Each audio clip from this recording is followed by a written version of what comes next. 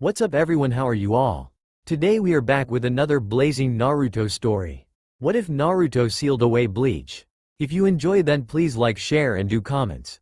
And also check the description to original creator of this beautiful creation. I'm dead. Actually, I've been dead for quite a while now, close to 5,000 years actually. Yeah, I know. Kinda crazy isn't it? But the weird thing is, even though I'm dead, well, I'm not dead. Doesn't make much sense, does it? It turns out having a demon sealed in you has its perks. The first being that demonic energy, commonly called yukai, is converted upon the demon's death into this funky stuff called reishi. Wild, I know. Well, like how yukai is the energy of a living demon, turns out that reishi is the energy of a dead demon. Same as how chakra is the energy used by shinobi, yet when a shinobi dies it fades, turning into reishi as well. Chakra, the energy of life, and reishi, the energy of death. Some interesting stuff. Well, as I already said, I'm dead. But it turns out that there is a life after death. Sounds kinda corny, doesn't it?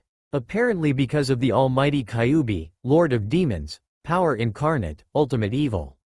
In his own mind anyway, I was resurrected. Turns out I'm the first hollow, or at least that's what they call us these days. I'm also the first Vasto Lord, and first ever Arankar.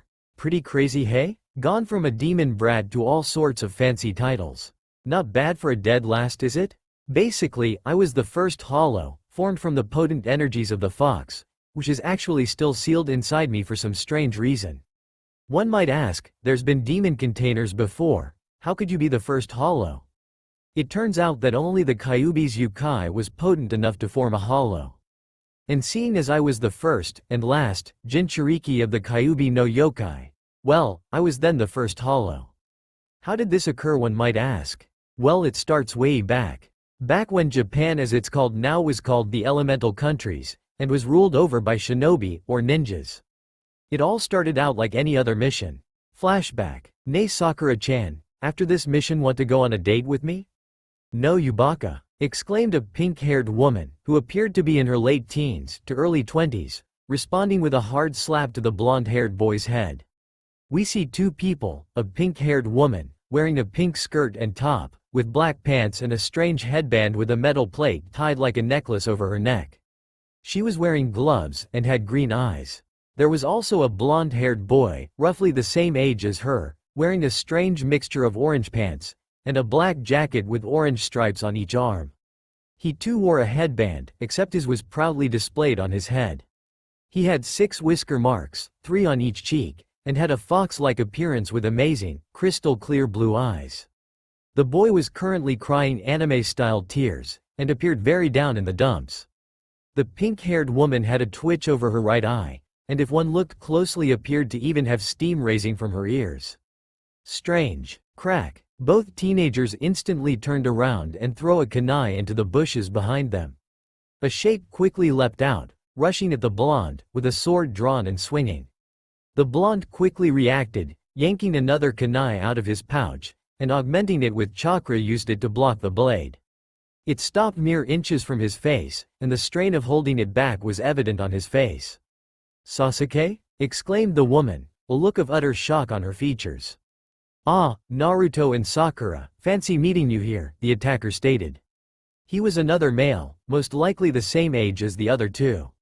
He was wearing a white gi, opened at the front to show off his toned stomach.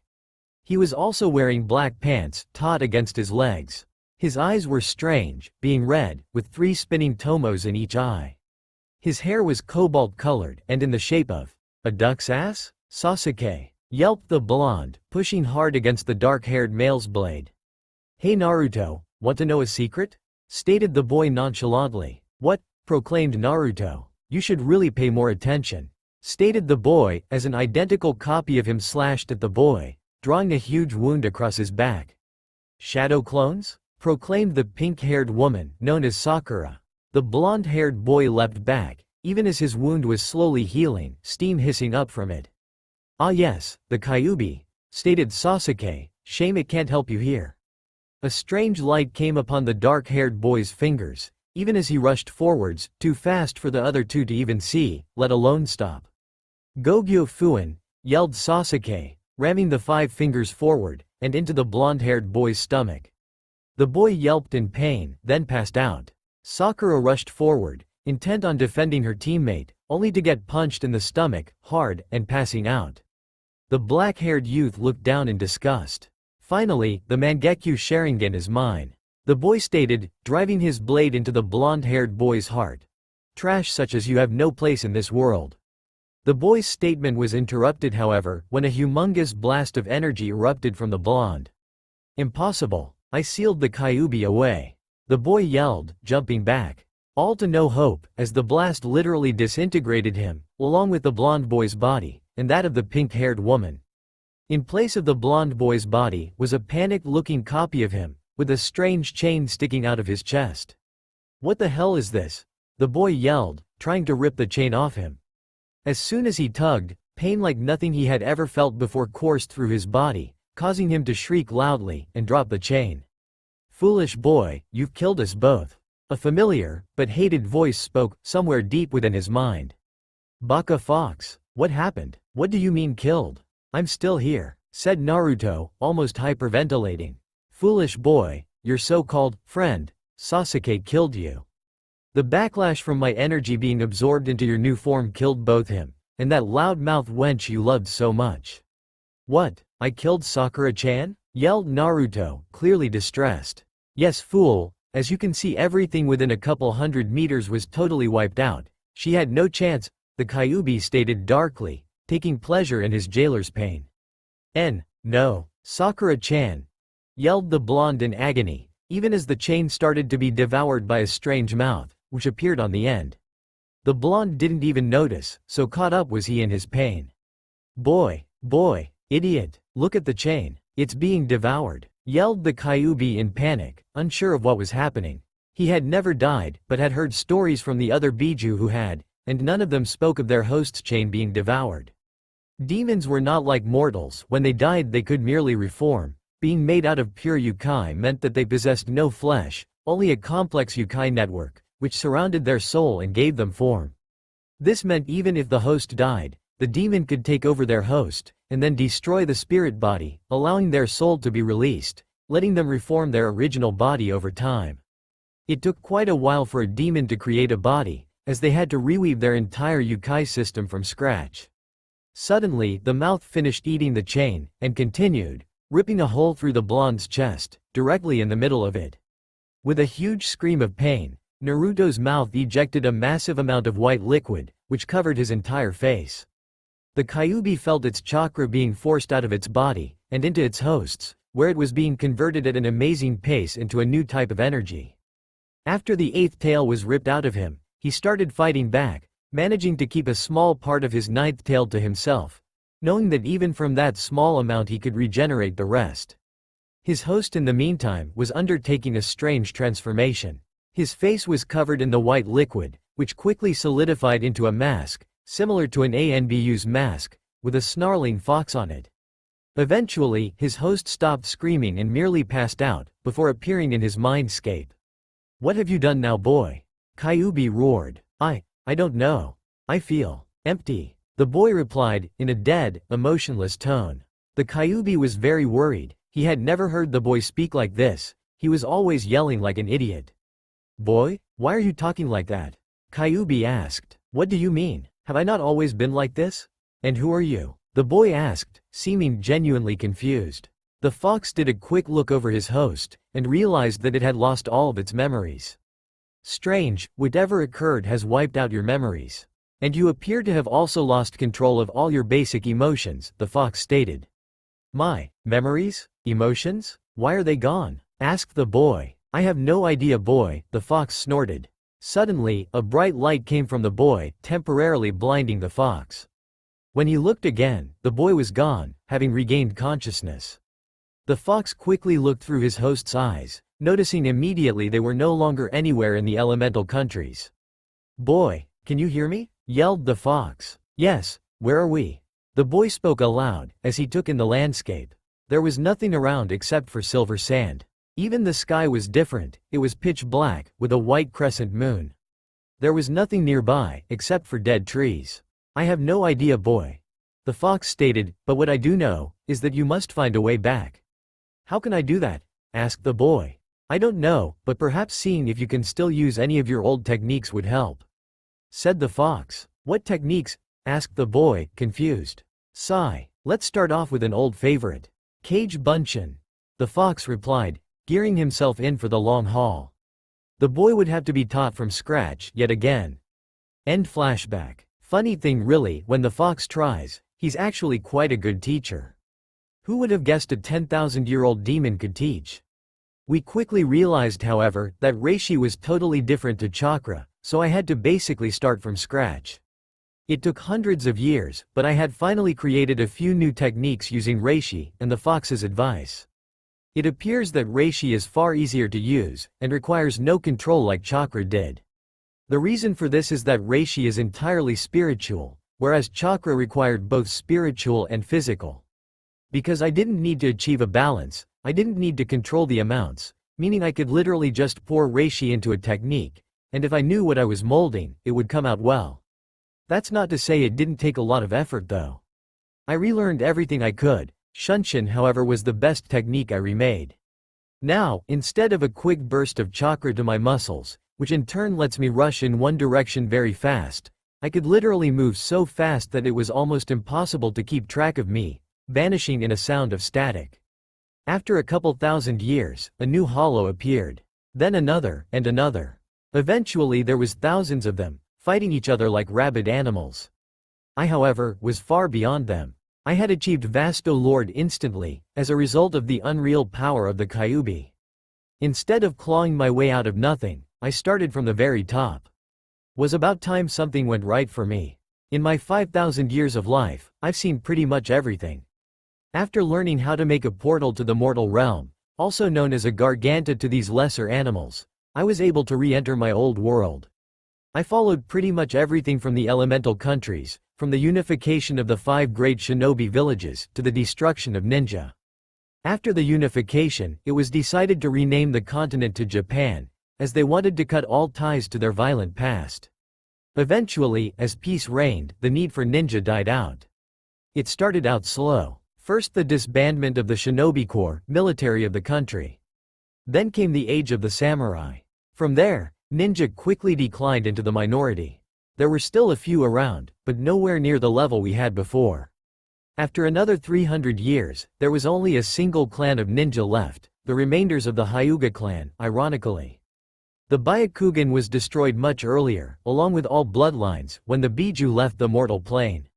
It turned out that, as all bloodlines were linked purely to demons, if there were no demons, there was no bloodlines. Probably the best thing that ever happened actually. I hated those stuck-up assholes, thinking their shit didn't smell because of their fancy eyes. Peeved. The remainders of the Hyuga kept training their children in the powers of ninjutsu. It was very diluted, however, in my time when jutsu was flashy dragons, capable of leveling a building easily. In modern times a Karyu Enden was about as potent as a Gokakyu jutsu. Yeah, that bad. Eventually the clan married out, and from their ninjutsu vanished forever, never to be seen again. Humans forgot about chakra, and it dropped from even legend. Then, about 3,500 years ago, something odd happened. An old man died, and for some reason, he formed into a plus, just like I did. But unlike me, when his chain vanished, he didn't develop a mask, he formed a sword. I later found out he was one of the last of the samurai, and it was this, and his spiritual awareness that enabled him to become a shinigami. Needless to say I was intrigued, and followed him around for a while. It turned out that Japan had moved due to continental shifts or some such, and it placed it directly over a ley line. This ley line, unknown to Japan, enabled people to become more spiritually aware, forming to the creation of shinigami. And also, hollow. At first, it was a rare occurrence. For example, the old man was the first one created, and the second didn't form for almost 200 years after him. This one, however, didn't form into a shinigami. He formed into a much weaker version of me. It turns out, thanks to Kyuubi and chakra, which in my time was trained, making it far more potent and abundant, I'm actually far stronger than these cheap hollows could ever be. If a hollow was a teaspoon of power, I would be a bathtub of it, thanks to these factors. The hollow formed and then left, presumably for that desert. The old man didn't notice his formation and continued to train. One day, his reishi spiked unbelievably, and his sword changed from a ordinary-looking katana to a blade of pure fire, so hot it could perhaps even burn me. Strange thing was, after forming it, his power level jumped ridiculously. Seriously, he felt almost 3 times as strong as he did before. A bit after forming it, however, he suddenly vanished. I assumed he also went to the desert, however he never did. It wasn't for another 600 years that I discovered he had gone to another plane, called Saratii. Amazingly, the man was able to teleport spirits like him and me to Saratii by tapping them with the butt of his sword. Interesting stuff. After around 2,300 years, Japan had shifted to directly over the ley line, and instead of being once every 50 to 100 years, hollows and shinigami formed far faster, around one every year or so. Japan had also changed quite a lot. It was slowly discovering and using old technology from my time.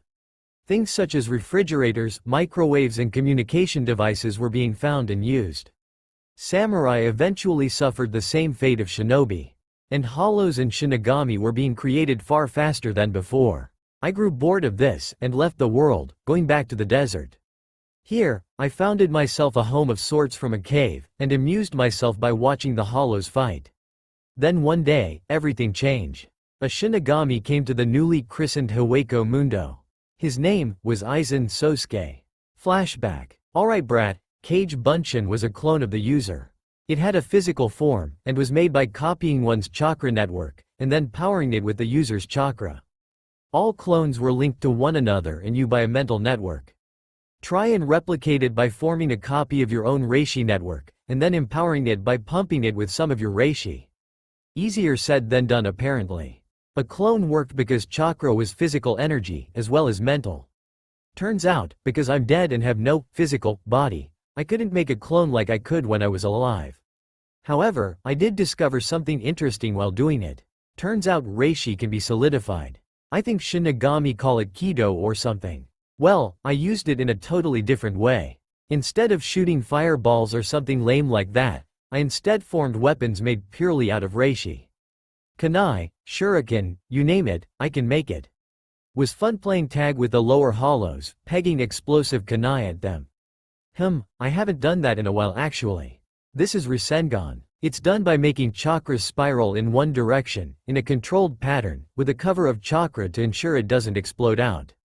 Try it with reishi. Turns out, Rasengan is actually easier with reishi. Because of how easy it is to control, it's quite easy to actually form it into a ball and cover it. Wanna know something even more fun? I can throw it, and it explodes. I had so much fun that day, let me tell you. I think Baragan is still pissed off at me wiping out half of his army. Oh well. After remaking some moves, Fox decided it was time to learn to draw out my tails. Turns out, it's a real bitch to do.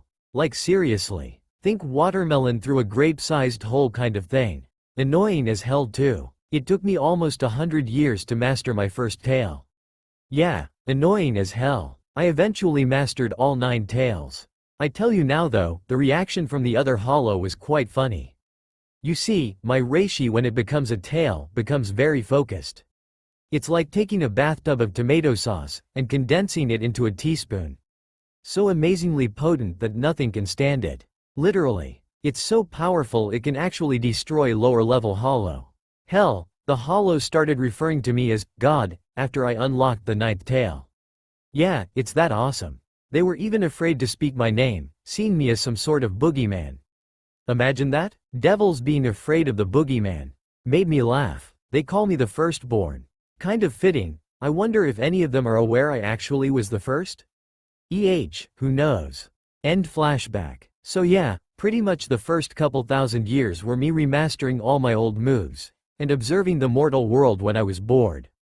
I mastered what is now called Sonido, and I also mastered Rasengan again, except instead of inserting wind chakra, I actually insert small pieces of my reishi. My reishi, similar to the Kyuubi's Yukai, is extremely corrosive. Seriously, a drop of this stuff can destroy a normal hollow. Potent stuff. So rather than cut you at a molecular level, it just melts you. Pretty gruesome stuff, ain't it? Maybe you're wondering to yourself, for a dude with no emotions, the guy likes to talk a lot. Yeah, I know you're all thinking it. Funny story with that. I actually gained emotions around the same time I unlocked my Zanpakuto. I'm so badass, I even have two of them. Yeah, beat that. Flashback. Do it again, brat. The demon's voice tore through his mind. He yet again tried to pull out more tales of power. It was quite interesting actually. His physical body changed every time he drew upon his own reserves. They were training so he could use the third tail at this point. It was a very long and difficult process, involving Naruto pulling out Reishi as steadily as he could. If he pulled too much, he would pass out, too little and a demon fox would be screaming in his head. Raarghhh. Naruto shrieked, accidentally ripping out Kyuubi's power, rather than his own. In a bright flash, and a loud cracking sound, the boy found himself with an interesting blade held in his hand. It was a ninjakin, a fitting tribute it seemed to the boy and his past. While he had lost all memories of his life, they were not wiped, merely stored inside of his own mind. After he had found the door to these memories, he was able to recall his past life. He knew he used to be a shinobi, so the blade fitted him rather well. But it was strange. Where did the blade come from? And what was that strange cracking sound? He lifted his mask up, and wiped some sweat off his forehead. Wait, lifted his mask? Well now, isn't this interesting, brat, said the fox. What the hell just happened? It appears that, while you cannot pull out any of my power as Reishi, you are able to manifest it into a blade. Very interesting indeed. It also appears that this blade has also enabled you to regain some semblance of emotions, and you have also unlocked another strange power. But I don't think you can use it, without going at least 6 tails. Was the fox's response. Another power? Nani? Yelped the young Arrancar. Yes, but as said, it's locked until around 6 tails are unlocked. You know what that means. Back to work, brat, yelled the demon fox, sounding very smug.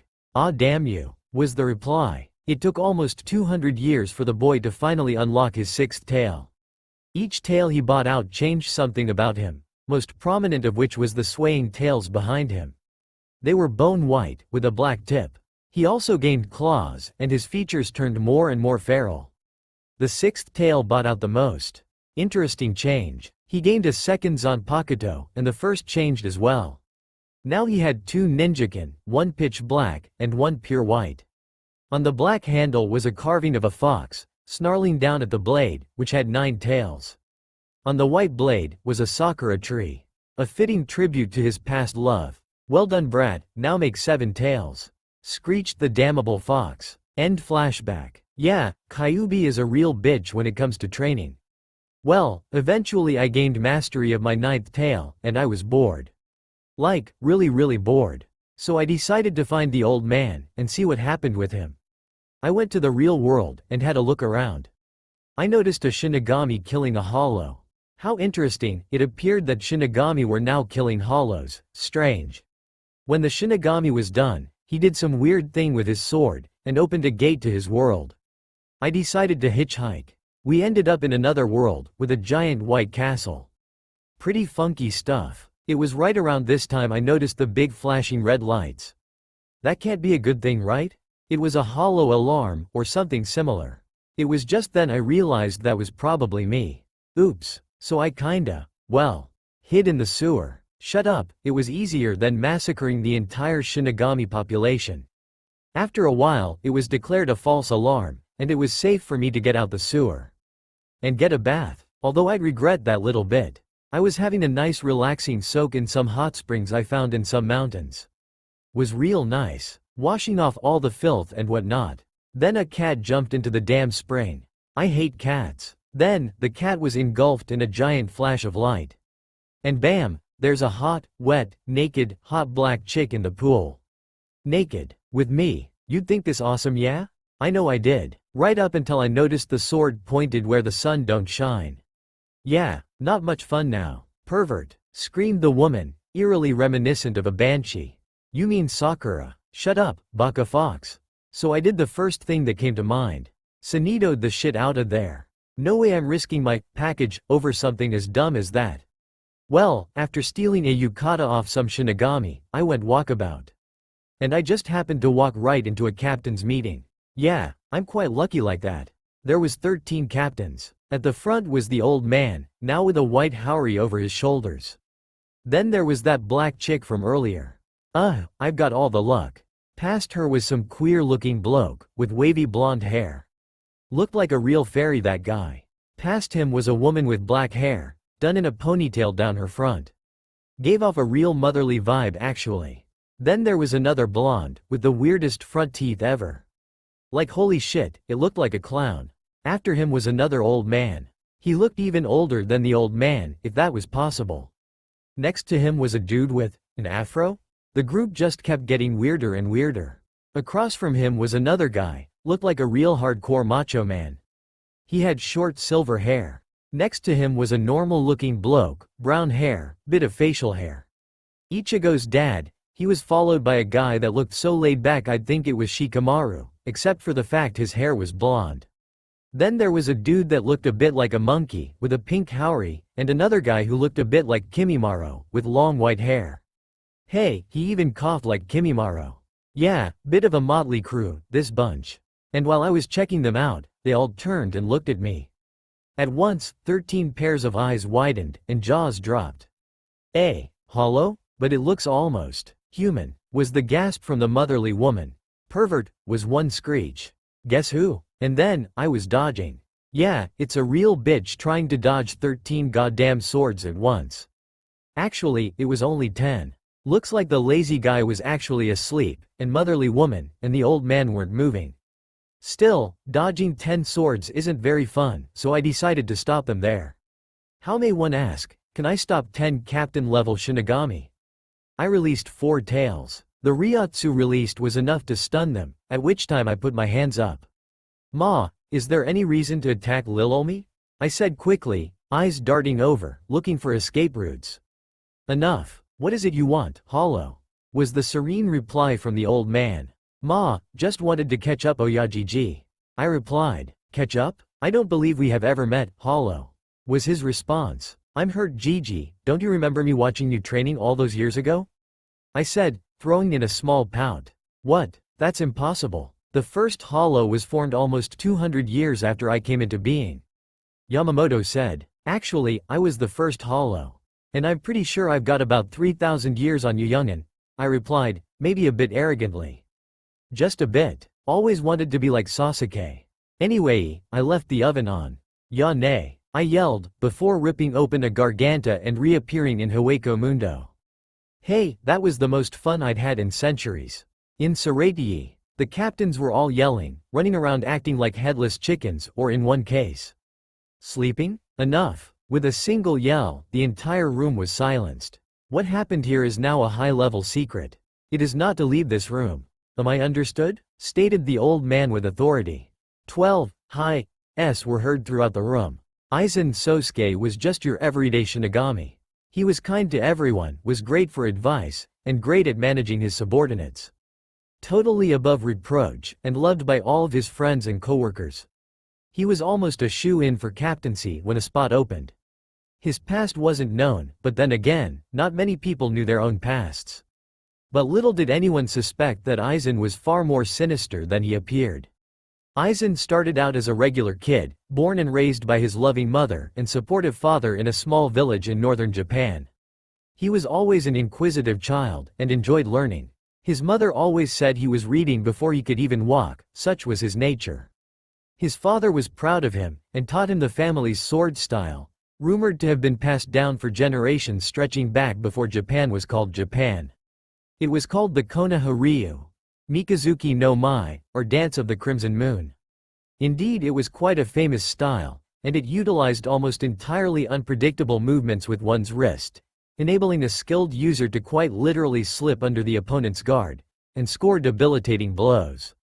Aizen was an absolute prodigy in the style. He soaked it up like a sponge. It was almost unnatural how quickly he was able to master it. He was the pride of his family. And then one day, something terrible happened. Aizen mercilessly slaughtered his entire clan, and then fled. No one knew why. How could such a kind and caring child commit such a terrible crime? His mother, father, even his little sister. None was spared. But he didn't stop there.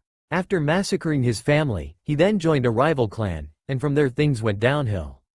The clan was once famous for its kind caring ways, often helping a rival clan after a bloody fight, helping to heal the wounded from both sides. After Aizen joined the clan it changed. Barbarians was a polite name for them and their policies after Aizen joined. They started believing that they were superior to every other clan, and made it their goal in life to wipe out the remaining clans, and to be top of the food chain. They spared no one. Eventually things came to a head. At the tender age of 26, Aizen was brought down, and he, along with his barbaric sidekicks, were all arrested for their crimes. No one could have known the lengths Aizen had gone to. While there was a head of the clan, it was obvious that he could not have been the one who instigated the crimes. Without any other evidence, however, the clan head was executed, and the rest were spared. From this, Aizen took over. Using his charismatic personality, he convinced 4 more clans to join his, and to share their techniques. Now the master of 6 different sword styles, Aizen had enough minions to finally enact his greatest plan. A coup d'état. He was planning on overthrowing the emperor himself, and making himself a god among men. Unfortunately for him, his plan was leaked before it could come to fruition, and he was executed for his crimes against the emperor. Aizen was a very unique individual. Unlike most Shinigami, he clearly recalled his past life. The first thing he did upon becoming a Shinigami, and earning his Zanpakuto, was master the style that made his clan famous, Mikazuki no Mai. He didn't stop there, however. He quickly learned that his charismatic nature had been passed on into his Zanpakuto. Its very nature suited him well, total and utter domination of another being. Not only was he a master of a sword style designed for deception, his blade and his own very nature all suited it as well. However, he played his cards well. Rather than reveal his style, he took up a mask, almost like his very enemy, the Hollow. No one could ever see him as an enemy. Aizen's captain, one Shinji Hiriko, was suspicious of Aizen. There was no way a person could be so innocent, so polite, and controlled. So he secretly started to track Aizen, determined to discover his secret. It was all for naught. With Aizen's ability to fool his perception, all Shinji found was what Aizen wanted him to find. Aizen himself was curious. How is it that Hollows and Shinigami can be so similar, yet be so different?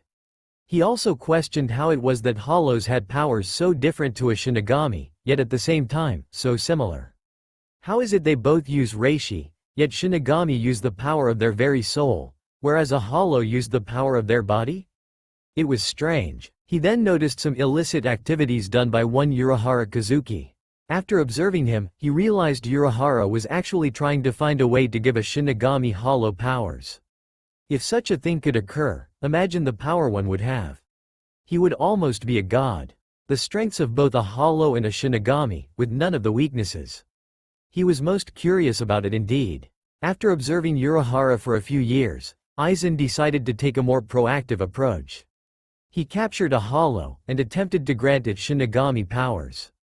In order to do this, he drained an innocent Shinigami of his spirit powers, and thrust them into the Hollow. Thus, was the Grand Fisher born. Not quite an Arankar, but halfway there, he had created a Hollow with Shinigami abilities. Now his curiosity was at a whole new level. Now that the Grand Fisher had some semblance of intelligence, he asked it about Huko Mundo. It revealed to him some secrets. Unlike what Soul Society thought, the Hollows also had a distinct hierarchy. There was the ordinary Hollows at the very bottom, mindless drones. After that was the Manos, still mindless but far more powerful. After the Manos was the Jillian, which was a Manos which had evolved, and become far more animalistic. After the Jillian there was the Ajukas, beast-like creatures, who were also intelligent. They were a far step up from a mere Jillian. But there was a rumor of a step above even that. That of a power so amazing that a mere 10 of them could utterly level Soul Society. That of a Vasto Lord. When probed even further, the Hollow revealed the most amazing thing Aizen had ever heard. There was a Hollow with a power rumored to be so potent, the Hollow would worship him as a god. He was known only as the Firstborn, and it was said he was the first Hollow ever created. Aizen considered the possibilities of gaining this Hollow's power. The Fisher warned him, however, you have no chance in hell at ever even scratching him. Further probes did nothing. The Fisher would rather face death than whatever this beast could inflict upon him. Aizen, however, had a new goal. grant himself hollow powers, then subdue this god, and use his strength to totally and utterly conquer all life, hollow and Shinigami. So was born the greatest evil in the history of Soul Society. The greatest traitor that had ever graced its steps, possibly the greatest traitor that graced even the human race. He had no humanity, only an urge to rise above all, and gain a strength greater than that of the gods themselves. He still had a way to go yet, however. First he must perfect this hollowification, then learn how to use it on hollows, to create an army capable of giving him what he wanted. He set his eyes on a new goal, the King's Key. The mythical key that is rumored to open the gate to the gods themselves, rulers of Soul Society. But first, he must test his theories. His victims were many. It started out as minor disappearances. Soon, however, people started to become suspicious. Even he couldn't hold the ruse for much longer. So he designed a way to blow off the heat, make them blame someone else entirely. Thus he set up his plan. He was sorely disappointed in the Shinigami so far. None of them had survived the hollowification process. He decided he needed to try something new, perhaps a lieutenant. Or, if he got lucky, a captain. As luck would have it, the captain and vice-captain of the 9th Squad, Kensai Mugeruma and Mashiro Kuna, were both sent out to investigate a disappearance in Rukongai. He saw this as the opportune time to strike. He infected both of them with the hollowification disease, causing them to both shriek in pain. As he was observing, he felt the Ryotsu of Love Kawa, captain of the 7th Division, Rose, Itoribashi, captain of the 3rd Division, and Shinji himself, along with the lieutenant of the 12th, 8th, and Kido Corps. Interesting, Aizen mumbled. What's interesting, Aizen? Drawled Jin. We appear to be having some incoming company. More test subjects, it appears. Sounds like fun. Suddenly all of the captains arrived on the scene, as Aizen and Jin disguised their Ryotsu and hid to observe. Suddenly, out of nowhere, Kensai and Mashiro attacked the newly arrived captains. They tried to beat them back and talk sense to them, but they were completely lost in their hollow forms. Just before anyone could be harmed, Urahara and Tessai Tsukabishi, leader of the Kido Corps, arrived on the scene. Tessai quickly used a high-level binding spell on Kensai and Mashiro, and confirmed everyone was alright. Just as Shinji sighed in relief, a heart-wrenching shriek cut through them. It was Hiyori. Her face was being covered by a hollow mask. Quickly, Shinji rushed forward and knocked her out. As soon as that happened, however, Hachi was also affected by it, followed quickly by Lisa. All of them were quickly restrained. As they were preparing to head back to Saratii, however, Shinji, Rose, and Love all collapsed on the ground, even as a mask started to form. As Shinji started to fight it, he saw Aizen, observing it. Interesting. It appears as if this process is affected by reishi levels, and also by willpower. This would explain why the captains are fighting it so well. Aizen murmured. Aizen, it was you who did this, wasn't it? Yelled Shinji. Whatever do you mean, Taicho? If I recall correctly, the person researching hollowification was Urahara Kazuki. A large silence fell across the group. Urahara quickly realized he had been utterly played and outmaneuvered. Instead of listening to Yoruichi, he decided to rush out here, and in doing so basically screwed himself over. 3 pairs of eyes looked in shock at Aizen, the man who had pulled the strings all along. You bastard! I'll kill you! Screamed Shinji, unknowingly handing over more of his humanity to the hollow inside. He tried to fight Aizen, but quickly collapsed, as his mask took over his entire face. Aizen walked away, that infuriating smile firmly slapped onto his face. Tessai quickly used one of his most powerful Kido attacks, but it was all for naught. Without even speaking, Aizen used an incredibly high-level Kido spell, and countered Tessai. As in dawning horror they realized what they had gotten themselves into, Jin and Aizen vanished with a shunpo. We must get them to my lab, quickly. I have a way to possibly cure them, but there's only a 10% success rate. Murmured Kazuki. Hi! Yelled Tessai, using a ridiculously high-powered Kido spell to freeze time, and teleport them all to Saratii, inside Urahara's lab. He quickly went to work, using Hogyoku to attempt to cure them, but it appeared to be all for naught. Suddenly, the entire 2nd Division surrounded him and Tessai, and announced they were under arrest. They were quickly taken to Central 46, and were proclaimed guilty. Before they could be taken away however, Yoruichi quickly leapt down and freed them, helping them and the hollowified Shinigami out of Soul Society, and into the real world. In the shadows, Aizen was watching with a wide smile on his face. Attempt was a success. It appears as if only Vice Lieutenant level or higher Shinigami are able to be hollowified. Now, it's time to pay the hollows a little visit, he said, walking away with an evil smirk on his face. Well done, idiot, was the fox's snide reply. Ma, I can't be bothered. I'm going back to sleep. And with that, our blonde friend missed something even he would have found interesting. Foolish Shinigami, you dare approach the king of Heuco Mundo? Came the shout. I come, with an offer of sorts. Will you listen to me, King Baragan of the Vasto Lords?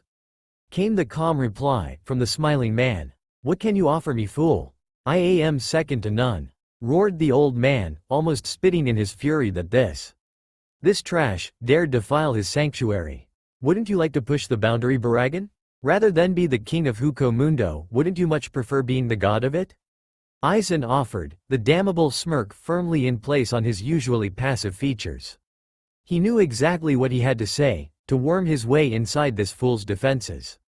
After all, what does one with power always want, except for more power? Who was he to defy the foolish? He didn't even realize how hypocritical he sounded at that time. With the loss of Shinji he was instantly made captain of Squad 5, which was pretty much the pinnacle of power. Yet it wasn't enough, he wanted. No. Needed more. You are a fool, Shinigami. There is but one god in Heuco Mundo. Nothing you do will ever allow me to match that man. Baragan applied, in a quiet, contemplative voice. How do you know that? You don't know what I could offer you, was the calm reply. Underneath however, Aizen was thinking furiously. This god of Heuco Mundo is so powerful, not even someone as conceited as Baragan would dare defy him? If Aizen knew one thing, it was that he had to meet this god, and see for himself what it was that made even the oldest Vasto Lord tremble in fear at him. Because you fool, I was there when IT happened. If you experienced IT, you would understand. It cannot even be explained. The fear, the death, total anarchy. And it wasn't even focused. No mere hollow, nor Shinigami could ever hope to match that. Not with every hollow in Heuco Mundo on my side would I dare to defy him. Take your offer and leave, Shinigami, was the resolute reply from the old man. How would you like then to leave this dump, and become a king of the human world instead? I could offer you a place at my side, when I conquer the human world, and destroy Saratii. Aizen offered, he knew he needed Baragan on his side. Without at least 4 of the Vasto Lords on his side, he knew he had little hope of defeating Saratii. Now that is an offer I could use. But what must I do? I refuse to be a lapdog of you, Shinigami. Nothing, Baragan, nothing at all. All I ask for is your support and help in my endeavor to conquer Saratii. All I ask in return is that you join my army, so that together we may crush the enemy. There's more than enough room for one lord in the world, is there not? And the human world is far easier on the eyes than Heuco Mundo, you must agree. Spoke Aizen smoothly, confident he had swayed the king. Very well, Aizen, I will take you up on your offer. Consider the king of the hollows as one of your enforcers, roared Baragan, letting all of his followers know they had another master.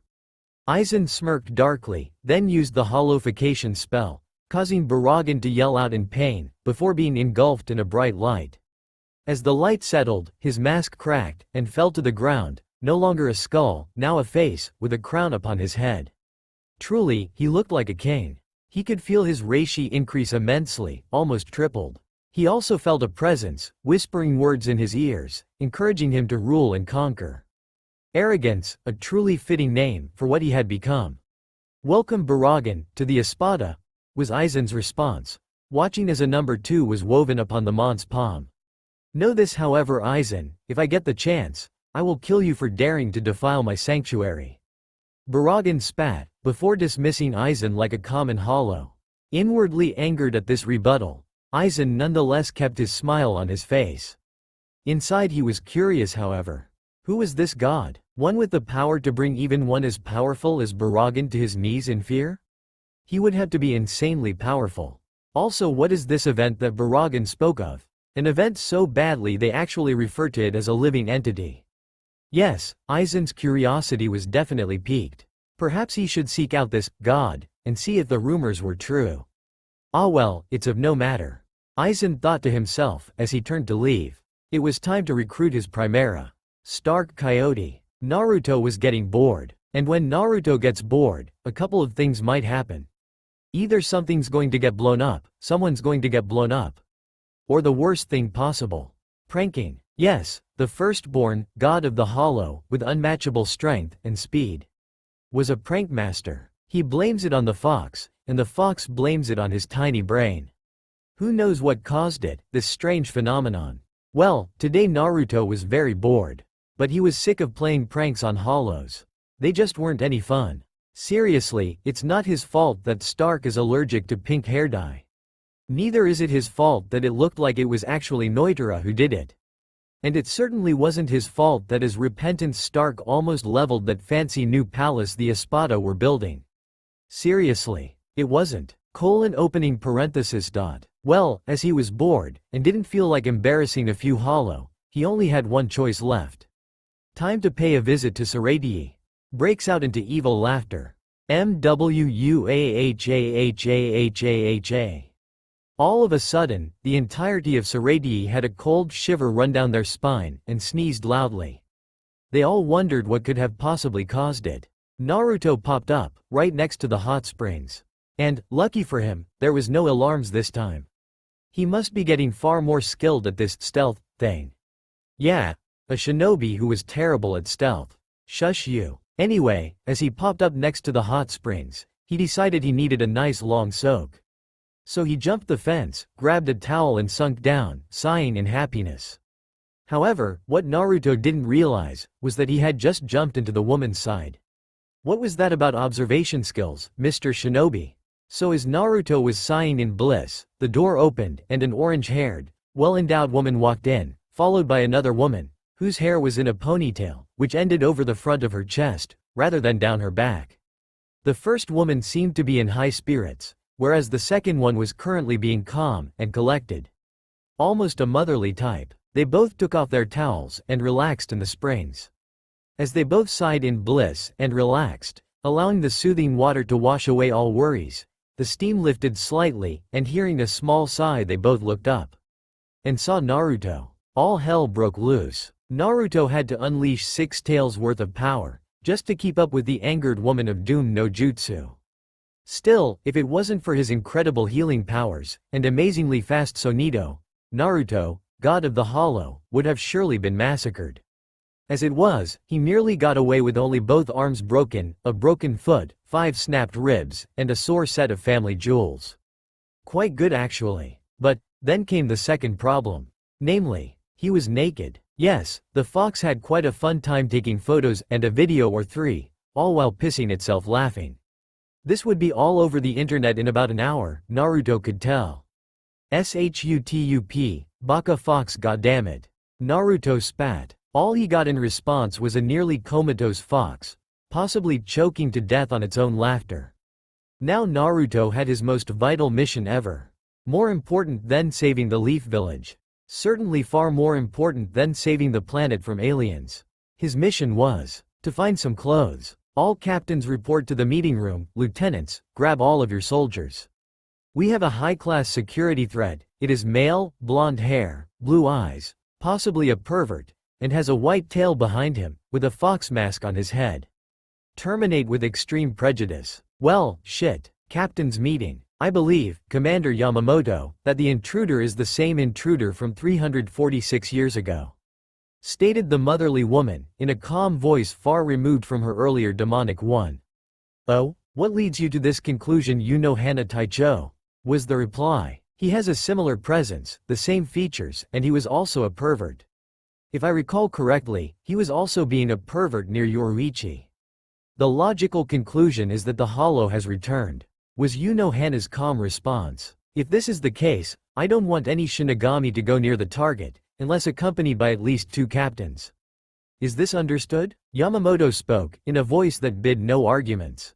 Nay, Yamamoto Sotecho, is that really necessary for only one hollow? Asked Aizen. Disbelief clearly mirrored in his tone. If I am correct in my assumption, That hollow may very well be the first of his kind. He is almost certainly older than I am, and I have no idea on his possible power.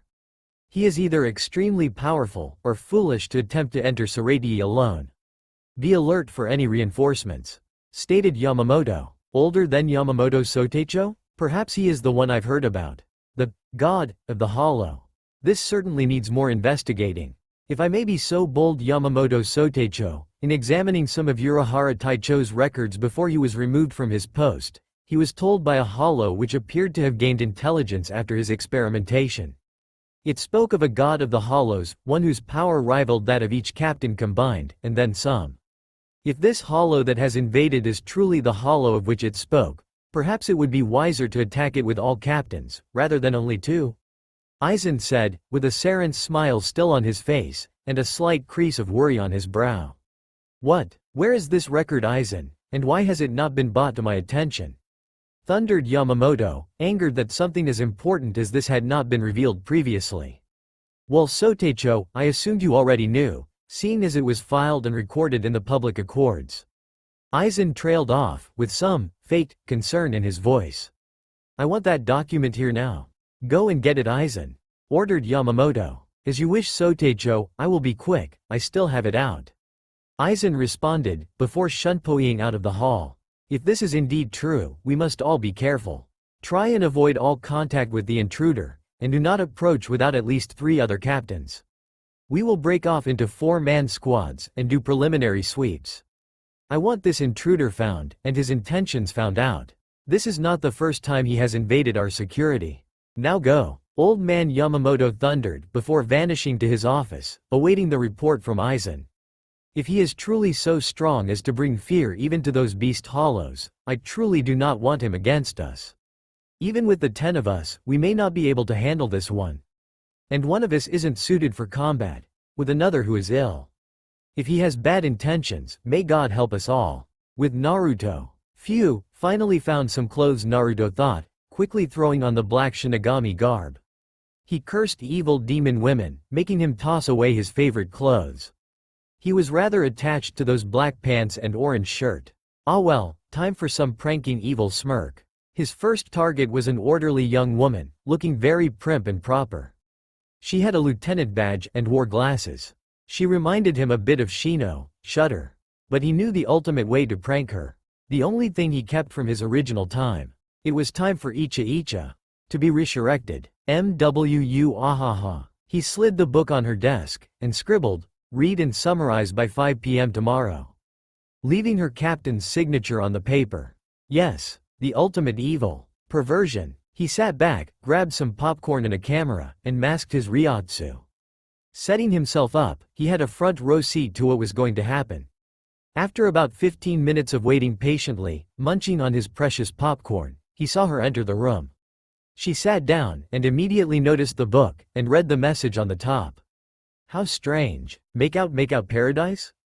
Must be a relic from the past. She muttered, before cracking it open and starting to read. Within 2 paragraphs, she was launched backwards, a massive torrent of blood erupting from her nose. After taking plenty of pictures, he then left, leaving some of each picture in every captain's inbox on their desk. Giggling to himself at a prank well done, Naruto pat himself on the back, and left a few copies of Ichigo in each of the division's barracks. He would revive Jiraiya's legacy. Then, inspiration struck, he would ambush the old man with his ultimate technique.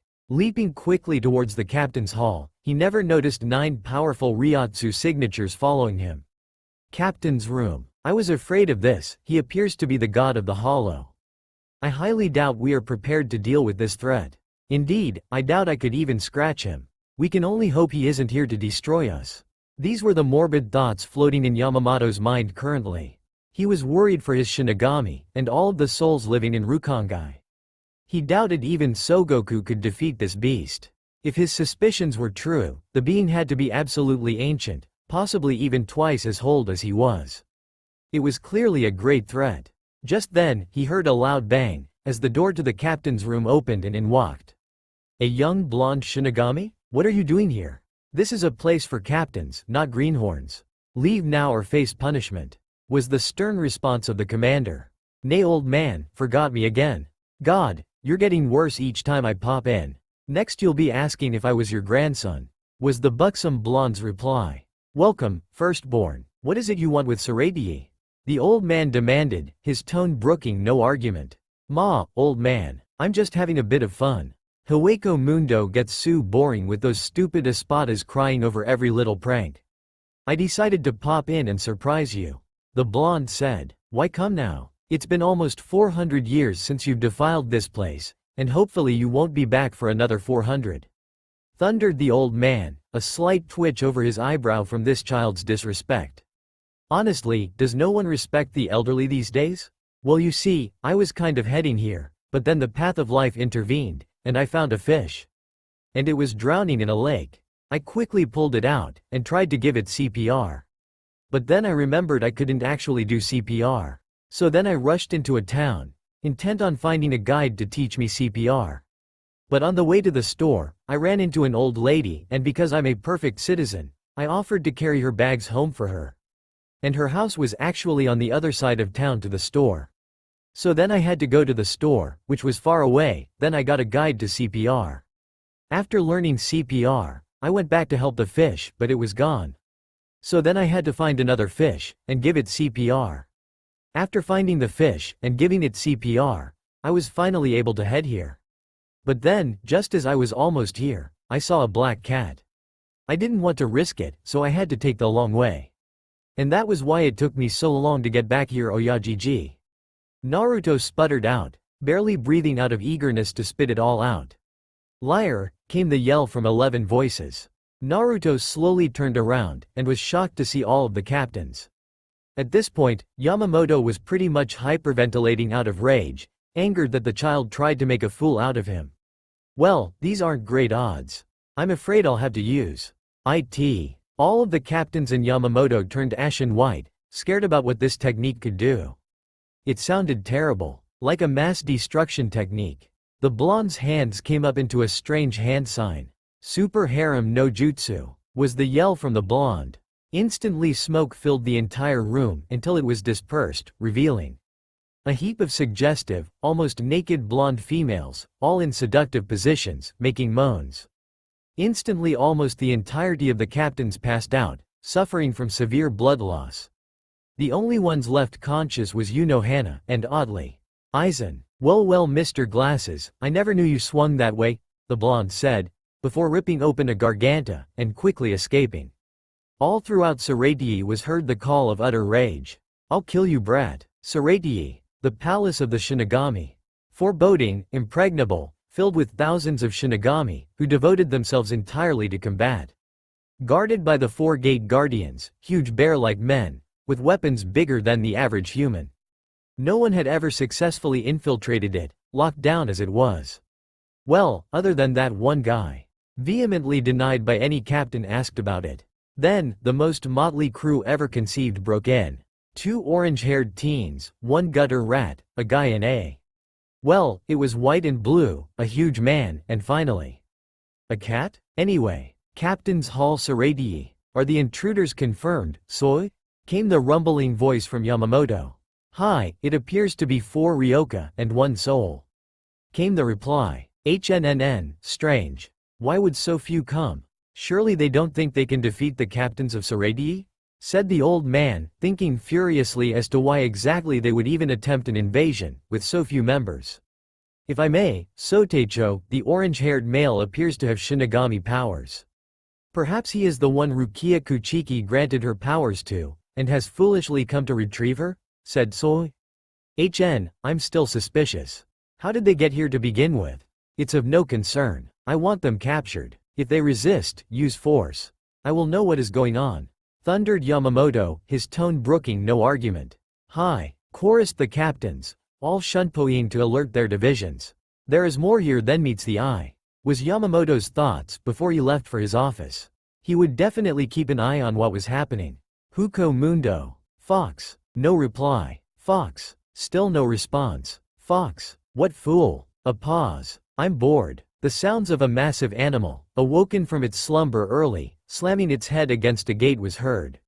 "Then go do something, you fool," screamed the fox, disbelief its container could be so Stupid. Okay. The blonde shouted, ripping open a garganta to Soul Society. In Saratii, Yamamoto Sotecho, the hollow alarm was triggered approximately 1 minute, 20 seconds ago. Rushed a messenger. What? Summon the captains, now. Ordered Yamamoto, before leaving via Shunpo to the hall. Elsewhere, alarms were blaring everywhere. What the hell's going on, Yoruichi? Yelled Ichigo, his eyes darting all around in worry. That's the hollow alarm. Quickly Ichigo, we must go and find your friends, and warn them, was Yoruichi's reply. Follow me Ichigo, I can sense Uryu and Orihime up ahead, was all Yoruichi said, before darting onto the roof and heading northeast. Do you think there might be a hollow invasion happening, Yoruichi? Ichigo asked, leaping forward a bit to get closer to her. I'm not sure, Ichigo. There has never been a hollow invasion here, said Yoruichi, tail twitching nervously. Really, the hollow don't group together, they tend to do it solo. If a hollow is strong enough to be sending alarms off, then it's at the very least lieutenant level, if not captain. Just pray it isn't a Vasto Lord level hollow. Yoruichi said softly, eyes unfocused. Vasto Lord level? What's that? Is it as strong as that giant thing that attacked Karakura? Asked Ichigo. No Ichigo. A Vasto Lord is much, much worse. Comparing a mere Manos Grande to a Vasto Lord is like comparing a plus to a captain. The power difference is absolutely massive. It is thought that if 10 Vasto Lord ever attacked Saratii, it would be completely and utterly leveled. Not even Yamamoto Sotecho could stand up to that, and he's the strongest Shinigami in history. Yoruichi whispered, eyes now alert and focused. We're almost there. An arrow came out of nowhere, narrowly missing Ichigo's head. Oi, Uryu, what's the big idea? You could have killed me. Ichigo shouted, only to see no one was there. Hurry up Ichigo. God, how slow are you? Shouted Yoruichi, as they jumped west. Stupid friends, always ignoring me, thought Ichigo, with his head hung low and stink lines outlining his figure. As our little strawberry and his friends ran after Chad, in a different part of Saratii, a different kind of gathering was occurring. You see, ironically enough, our blonde friend's garganta just happened to open directly above the hot springs. This time, luckily enough for our hero, he landed in the men's side. He sighed in relief. Finally, a goddamn break. He looked to his right and saw a clown? Were those bells in his hair? What the hell? And what was with the eye patch? Oi, you look strong. Let's fight, the clown said, with a vicious smirk on his face. I think I left the oven on, so. Boom, what the fuck? You could have hurt me, you crazy son of a bitch. Our hero shrieked, even as he ducked another swing from the sword. Suddenly, the clown punched Naruto. Hard, really, really hard, right through the wall, into the woman's baths. No. Nay Yoruichi, did you hear that? Said Ichigo. I didn't hear anything, now shut up, and keep moving. Yoruichi replied, speeding up a little. We must get Chad, and then think of a new plan. As it is, we will have absolutely no chance of getting to Rukia without meeting at least one captain, and none of you are ready for that yet. Ichigo simmered a bit. What was the big deal about these captains? I mean, sure, that Byakuya guy was pretty strong, but he could take him now that he had his Shikai. Right? Unfortunate that they arrived a little bit too late. They all witnessed Chad, as he lost to a very hairy guy, wearing a pink haori? And were those flowers? What the hell? Shit, Yoruichi thought. We can't beat this guy. Ichigo, take your friends and run southwest, quickly. She yelled, before rushing forward. In a puff of smoke, she transformed from a cat into a woman, surprising everyone but Shunsui. Ma, you're back, Yo-chan? And with Ryoka no less? How troubling. The captain moaned, wondering why it had to be him. All he wanted was to kick back, drink some sake, and maybe even read that fancy new book series, Icha. So troublesome. Are you sure you can't just surrender and come with me? I'll even let you have some sake. He beseeched them. Sorry Shunsui, we are here for a very good reason, was Yoruichi's reply, magically clothed somehow. As much as I hate having to fight an old friend, this mission is quite important. Surely you also realize something's rotten in Saratii as well. Perhaps, but orders are orders, Yo-chan. And if you won't come quietly, I have no choice, replied Shunsui, slowly unsheathing his blade. We both know Yo-chan, that you can't beat me. I was trained by Yamamoto Gigi, after all. While it's true I can't beat you in a fair fight Shunsui, who is to say that it would be fair? Yoruichi replied, with an evil smirk on her face. What's that supposed to Maya? Was all Shinsui got out, before collapsing, unable to move.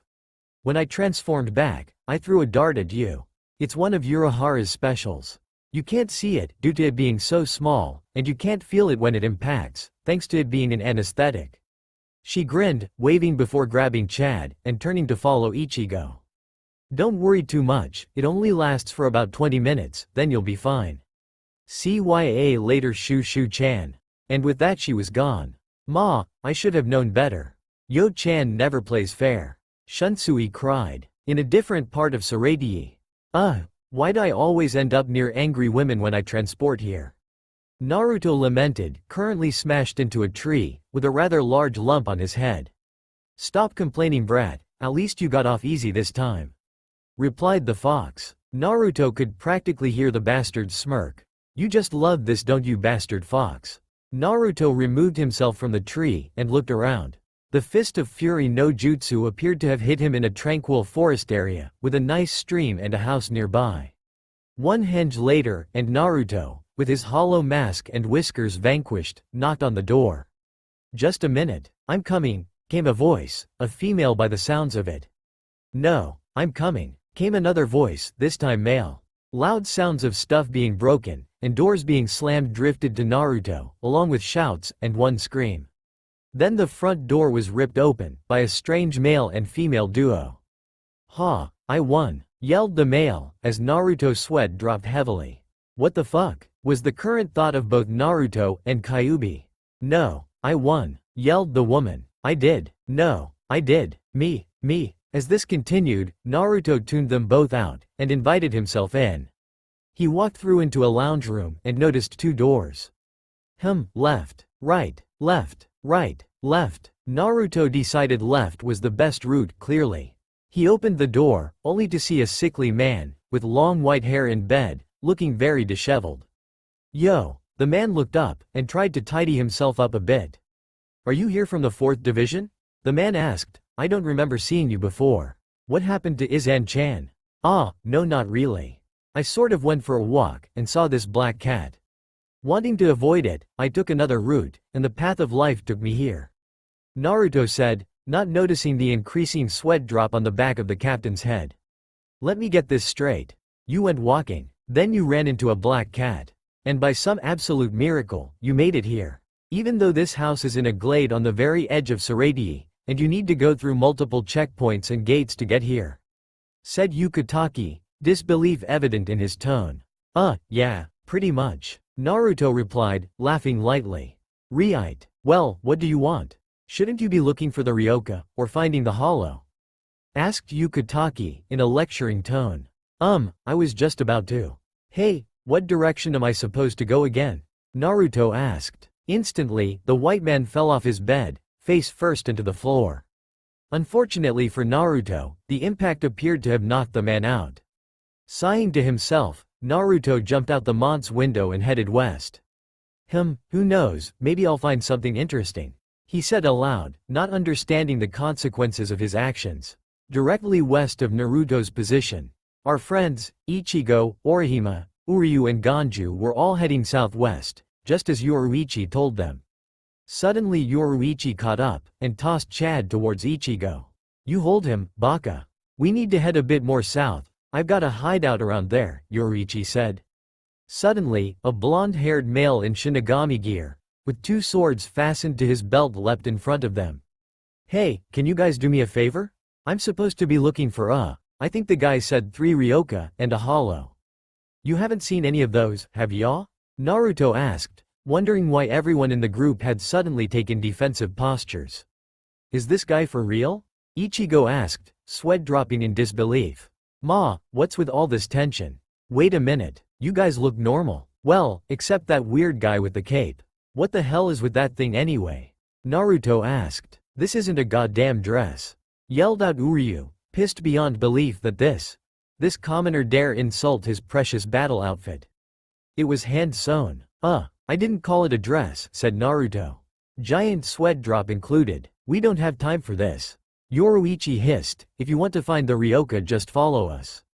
She really couldn't be bothered arguing, didn't the others realize there was a goddamn captain back there? Okay, the blonde replied, falling in with them. Alright, we are almost there, it's only about 2 kilometers away, but we must hurry. Yoruichi said, darting forwards quickly. After another couple of minutes moving at top speed, they arrived at a cave. In, quickly, hissed Yoruichi, shoving them into it, where they promptly fell down a hole screaming. Yoruichi face-palmed, and followed at a more sedate pace, closing the trapdoor on the way. Alright, guys, it's time for you all to train. We need to get Ichigo up to at least lieutenant class, if we are to have any hope of saving Rukia. But be careful, something fishy is going on in Saradie, and I'm not sure what it is. Rukia should never have been put to execution for such a stupid crime. Shinigami are allowed to do what she did under extreme circumstances. Yoruichi explained calmly. Ah yes, and also. She flash-stepped behind the blonde, and quickly delivered a brutal karate chop to the back of his head. We can't let you go, sorry. An hour later. Ugh, my freaking head. Oi Fox, what the hell happened? Naruto asked. The woman knocked you out, that's what happened you useless fool. Didn't you realize that these are the Ryoka? God, how I ended up in such a stupid, useless, incomplete. Naruto cut off the mental connection, knowing it would take a while for the fox to shut up. He looked around, watching what the newly dubbed Ryoka were doing. The orange-haired guy was surrounded by a heap of swords, and fighting some strange bloke, who had a black tattered cape on, with long black hair and some pretty bad-ass sunglasses. Naruto knew he so totally had to get a pair. The orange-haired female was playing with what looked like dolls. Whatever makes her happy. The big tall guy was firing laser beams from his hands. Naruto decided then and there, he will learn to shoot lasers as well. What can he say, he just loves explosives. It's not his fault. Blame the fox. The weird kid with the glasses was shooting lasers from a bow. Naruto had to look twice to make sure he wasn't seeing things. Who the hell shot lasers from a bow? Whatever. What happened to that hot chick? Hey pervert-kun. Interesting little technique you got there. A sudden cold shudder ran down Naruto's spine. Sweating fiercely, Naruto turned around, only to see the thing of nightmares. This woman, no, beast, was glaring down at him, and charging up the infamous womanly fist of doom no jutsu. I can't explain, I swear, just don't kill me. Naruto stuttered out, almost pissing himself in fear. Okay then pervert-kun, you have 3 seconds. The demon simpered sweetly. Well you see, alright, I got nothing. Happy? Naruto replied, tears running down his cheeks. But before you kill me, let me see my precious children once more, before I die. And my darling granddaughter, who will have to grow up with never knowing her loving grandfather. And my poor innocent puppy, who shall die, with no one to feed him anymore, Naruto said, downcast expression on his face. That has to be the largest piece of bullshit I have ever heard. Yoruichi said, as the giant sweat drop on the back of her head showed her utter disbelief. I left the oven on? Naruto begged. To no avail. Baka, the demon said, before beating him over the head. OWW, what was that for? Naruto asked, with a huge bump on his head, and tears streaming from his eyes. It was an accident. I hid in the sewers, 'cause of all the alarms screeching, and then I jumped over the fence to the hot springs, to get a bath. I didn't mean to be a pervert. I swear. Naruto rushed out, hoping she wouldn't kill him. Okay, I forgive you, was the reply, not the face. What? Was Naruto's shocked response. She wasn't going to kill him? Just kidding, Yoruichi cooed, before slapping him around. Not the face, was repeated over and over, becoming almost a mantra. The others stopped training to watch the beat down, heavy sweat drops on all of their brows. Are they for real? Alright, now tell me, what is a hollow like you doing in Soul Society? And how do you have Zanpakutos? Yoruichi demanded. Fine. I'll talk. I am here for fun. It's fun pranking the old man. I came here by using a garganta, which is sorta like that fancy thing you Shinigami do with your swords, to cross from the mortal plane back here. I have Zanpakuto because I am not a normal hollow. I am what is called an Arankar, a hollow which has unlocked Shinigami powers. Happy now demon lady? Naruto said. What? You have Shinigami powers? What powers do you have? And what do you mean by Arankar, and how many of them are there? And you invade here to prank? And you pranked Yamamoto Sotecho? Yoruichi said in utter disbelief. This guy pranked the oldest and most powerful Shinigami? He broke into Saratii, thought often as impenetrable, for a joke. Even worse, he got away with it? I have a Zanpakuto like you guys. I also have the ability to release its potential, which transforms me, and does a couple of other fun tricks. I'm not telling you what it can do though. Here he stuck his tongue out, and pulled his eyelid down. How did he get out of the ropes? And when? Was everyone's thoughts at that point. How many of us? I'm not sure to be honest. I was the only one around until around. Well, it happened when that weird Shinigami visited. He had these huge glasses on, and messy brown hair. I didn't catch his name actually. Said Naruto, sitting in a thinking pose. No way. It was Aizen? I knew that Urahara was betrayed, but by Aizen? Of all people, this is unbelievable, muttered Yoruichi, totally in shock that Aizen, the so-called good guy of Shinigami, could be the ringleader. Urahara told her he was betrayed, but he never said who did it. He wasn't the only one though. He also came back with a black dude, and some guy that looked like a fox. He had silver hair, I think. Yoruichi was in total shock. 3 captains had betrayed Saratii? And all under Yamamoto's nose? It was totally inconceivable. And Tucson, of all people? He was always ranting about justice, yet he would totally betray his own kind? Yoruichi just couldn't believe this. This is far worse than what she suspected. She knew that something was fishy about Rukia's punishment, but she was expecting it to be Central 46's fault. Not that of 3 captains. But why would they do it? What would they be after? Ma, I wouldn't be too worried. All of the other Arankar are really weak. I doubt the strongest is stronger than the old man. There's only really 10 that you have to worry about. Those formed from Ijukas are only lieutenant to low captain level at best. It's only really the ones numbered from 1 to 6 you have to worry about. Number 6 couldn't do much to you, but against someone like Strawberry over there, he would massacre them. Number 1 and 2 could probably fight you and win. 3 would be almost equal to you, maybe a bit higher. Naruto said, hoping to relieve the tense atmosphere. Wait a minute, these Arankar are capable of fighting captains? Yoruichi screeched. Well, yeah, I guess. I don't think anyone from below 4 would win a fight against a captain, but the top 4 would easily be captain level. Naruto replied, they are that powerful? Saratii must be warned. If Aizen invaded with them, Soul Society could be seriously harmed. Even Saratii couldn't beat 13 captain-class enemies. Yoruichi whimpered, panic all too evident in her tone and reaction. Ma, why are you so worried? I'm here, not even all 10 Espada would come near this place if I'm here. Was Naruto's simple response. What? Why? Yoruichi demanded. Well, I am called the god of the hollow for a reason you know. Naruto replied, with a raised eyebrow. 6 voices yelled at once. Yamamoto was concerned. His home had been invaded, not just by his enemy, but by Ryoka. Such a thing shouldn't be possible. How can the living be in the home of the dead? As for the hollow, he had his suspicions. Looking over the report, brought to him by Aizen again, he started wondering when things started falling apart. Saratii was perfect, absolutely perfect for almost 1700 years. 1700 years. Then everything started to fall apart. First was the appearance of this hollow. He could tell just by feeling its Ryotsu, that it was not something that you wanted to be on the bad side of. Its reishi was amazing, it was like looking into an ocean.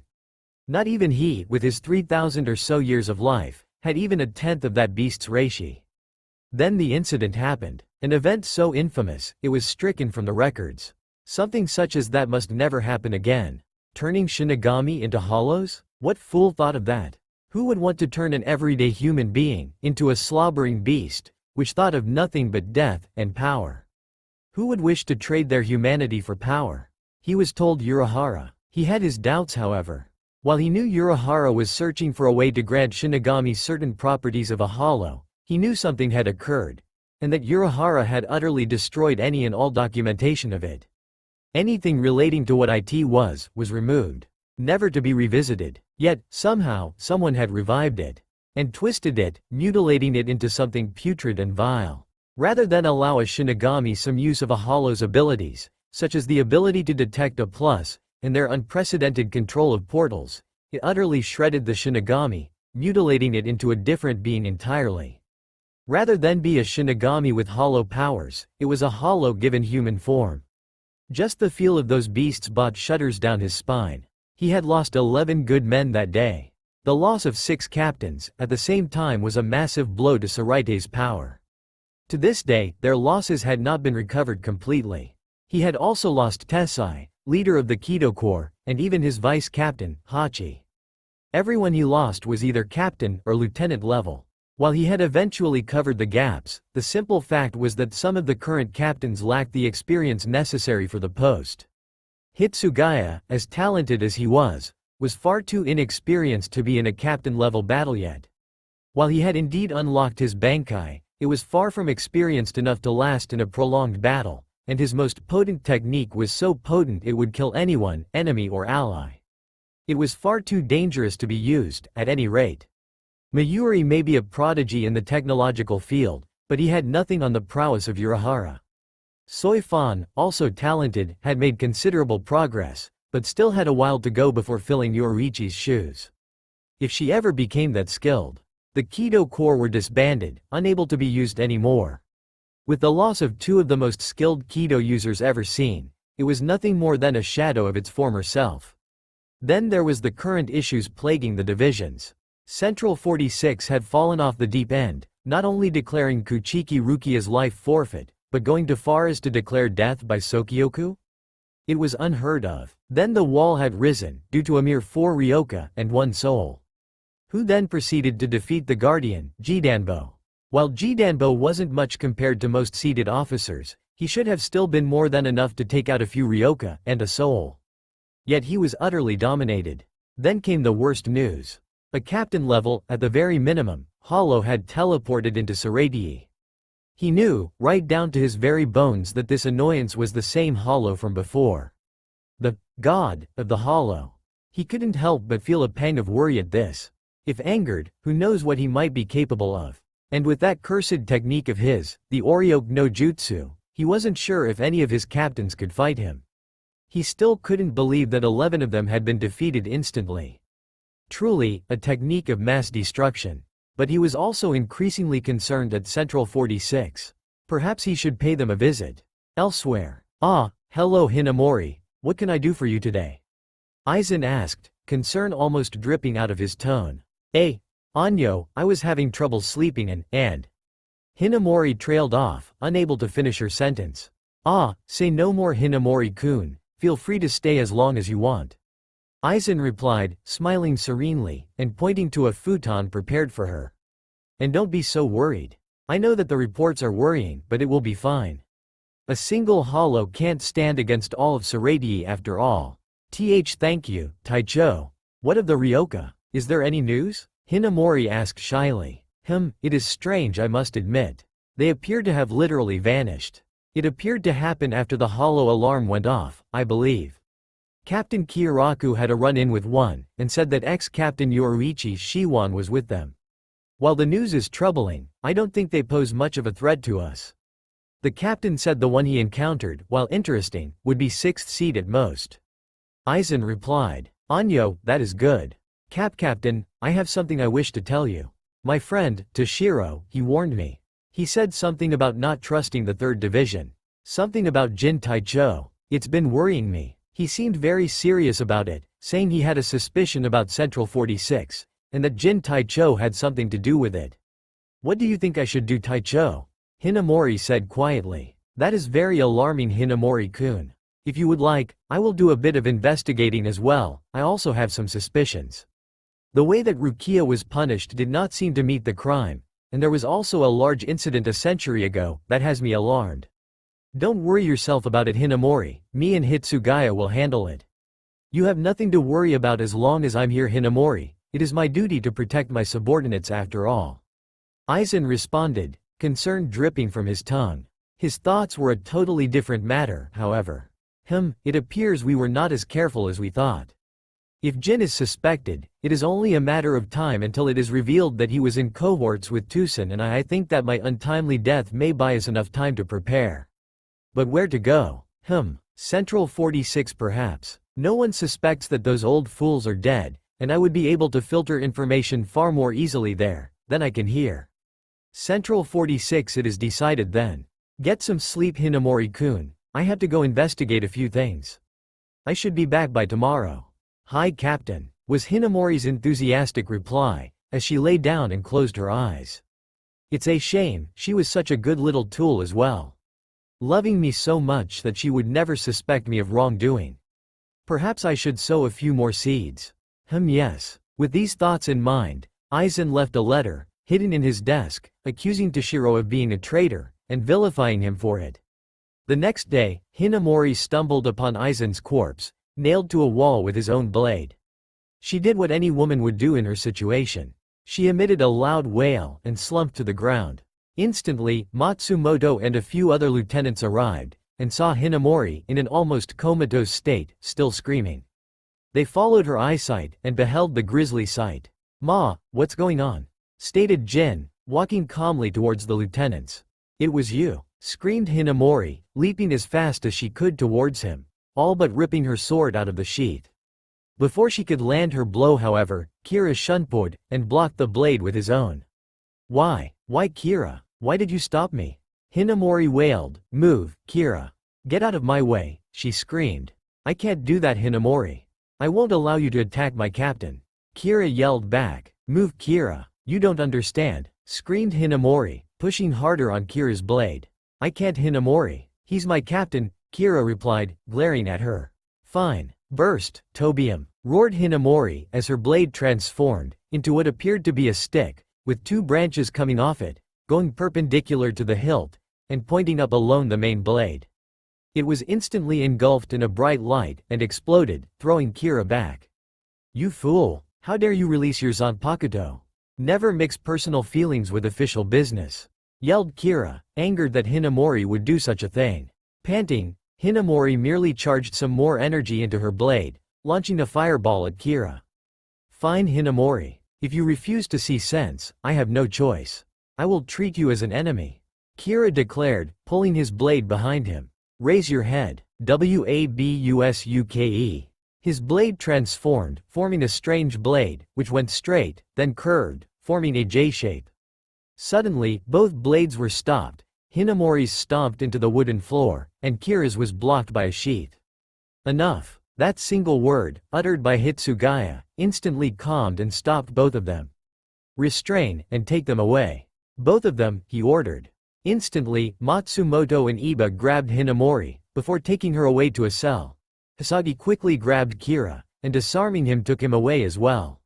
"Sorry there, Captain, it appears my boy caused y'all some problems," drawled Jin. "Ichimaru." "Jin," Toshiro said quietly, with his voice carrying over, "were you planning on harming Hinamori?" "Whatever do ya mean, Captain?" was Jin's response. "Heed my words, Jin. If you make Hinamori spill even a drop of blood, I'll kill you." My, what a terrifying thing to say. "If you feel that way, perhaps you should be careful. You wouldn't want any bad guys getting too close to her, would ya?" drawled Jin, before leaving. "Something doesn't add up here. And I'll find out why, Jin. Just you wait," Toshiro uttered to no one, before glancing up at Aizen, and leaving to inform the captain commander. Captain's room. Captain Aizen was found murdered early this morning, at around 0600 by Lieutenant Momo Hinamori. He was killed by a single stab wound, straight through the heart. Upon removal, it was observed that a larger was made, then was made entering, implying that the blade was twisted upon removal. Judging by the expression on Aizen's face, he was not expecting death, which means he was either taken by surprise, or was killed by someone he was familiar with. I have now put Saratii on a level alert. Captains and lieutenants are hereby authorized to use shikai and bankai respectively, if they come into contact with hostiles. Central 46 will be locked down, and patrols will be increased. I have reason to believe that the hollow alarm that happened earlier is possibly connected to this. If this is the case, expect a possible hostile with the power to fight against multiple captain-level Shinigami at once. If this hollow is encountered, I want for you to retreat, and do not approach without at least 2 other captains. Dismissed, stated Yamamoto. Everyone started to understand just how bad things were getting. One of their own had been killed, and the possibility of betrayal appeared to be increasing. Captain Hitsugaya and Captain Jin appeared to have an underlying tension when in the same room, implying bad relations between the two. And now 2 lieutenants were arrested for fighting each other. The captains were at a loss. The hollow that was detected hadn't been sighted at all, a captain was dead, and Central 46 was acting strange. A fissure had opened between comrades. No one was sure who they could trust anymore. Exactly how Aizen wanted. Saratie, Yukitaki's house. Ah, that sake sure hit the spot, nay? Floated the eternally lax voice of Shunsui. Yes, quite nice indeed. Replied Yukitaki, stammering slightly from the sake. Nay, Kion, and Sentaro, mind preparing dinner for us? 2 loud, high, s were heard. Then came the sound of destruction as they made their way to the kitchens. That should keep them for a while. What do you think of everything, Shunsui? Asked Yukitaki, all signs of drunkenness instantly vanishing. Something funny is definitely going on, and I'm not sure what, but I have a suspicion it has something to do with Central 46 inches, said Shunsui, his normally lax tone suddenly very serious. Whatever it is, it has Sotecho worried. I can't really blame him, losing Aizen like that. And then there's whatever's going on with Jin and with Hitsugaya. There's something going on there, possibly bad blood, nay? And that's without bringing in the hollow alarm. That hollow managed to get all of us, and at the same time no less. Suddenly, Yukitaki turned pale, and accidentally applied too much pressure to his saucer, shattering it. No, it can't be. Yukitaki? What happened? Is it your illness? Stammered a frantic Shunsui, unsure of what brought on his companion's strange action. Shunsui, describe the hollow for me. Yukitaki ordered, slowly putting together a few things. Crazy, spiky blonde hair, whisker marks, around 5'8" or 9, had Shinigami robes. He also had 2 small blades, possibly a ninjakin or something similar. A hollow mask, of course, with a fox on it. Blue eyes. I remember his eyes the most, a very unique blue they were. Shunsui said, nodding his head. Oh god, I think I ran into him yesterday. Stammered Yukitaki. I didn't think much of it, I thought it was just a greenhorn, but he fits the description perfectly. The only thing missing was his mask, and whisker marks. He even had 2 sword. Arg, I'm such a fool. Only we have 2 Zanpakuto, what was I thinking? Shouted Yukitaki, unwillingly triggering his illness, causing him to go into coughing fits. Arg Yukitaki, where's your medicine? Shouted a frantic Shunsui as he stood up, knocking over the sake. Top draw. To the left, spluttered Yukitaki. Aha, found it, said Shunsui, quickly handing some pills to his friend. Slowly the coughing fit faded. Thanks Shunsui. Anyway, I saw the hollow yesterday. He stumbled in and asked for direction. I didn't think anything of it, and told him he should be looking for the Ryoka. He said thanks, and then I sort of fell over and hit my head, causing me to pass out. Listed Yukitaki. I was very curious as to what Shinigami can get lost here, of all places. Shunsui gave him an odd look. And then another. And another. What? Shouted Yukitaki. A greenhorn Shinigami tells you he was lost, and found his way here. In the middle of AC class alert, nonetheless. And you tell him to go and find the Ryoka. Here I am thinking I have seen it all, and you go and pull shit like this on me. Was Shunsui's intelligent reply. He felt something wet soak his socks, and looked down, spotting the spilt sake. No.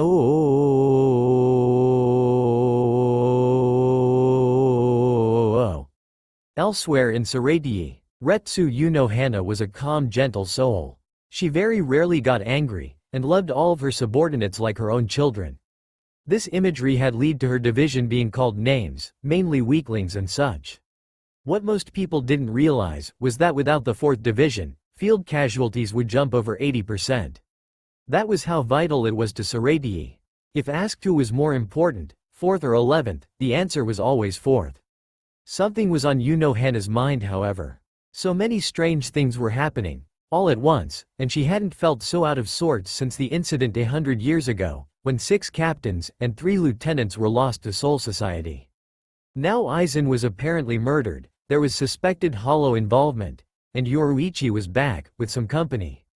Perhaps the most confusing thing was Kuchiki Rukia. Why was she sentenced to Sokioku for such a minor offense? It made absolutely no sense at all. Had all of Central 46 gone senile? She was one of the oldest captains, only Yamamoto, Yukitake, and Shunsui could claim they were there for longer than her.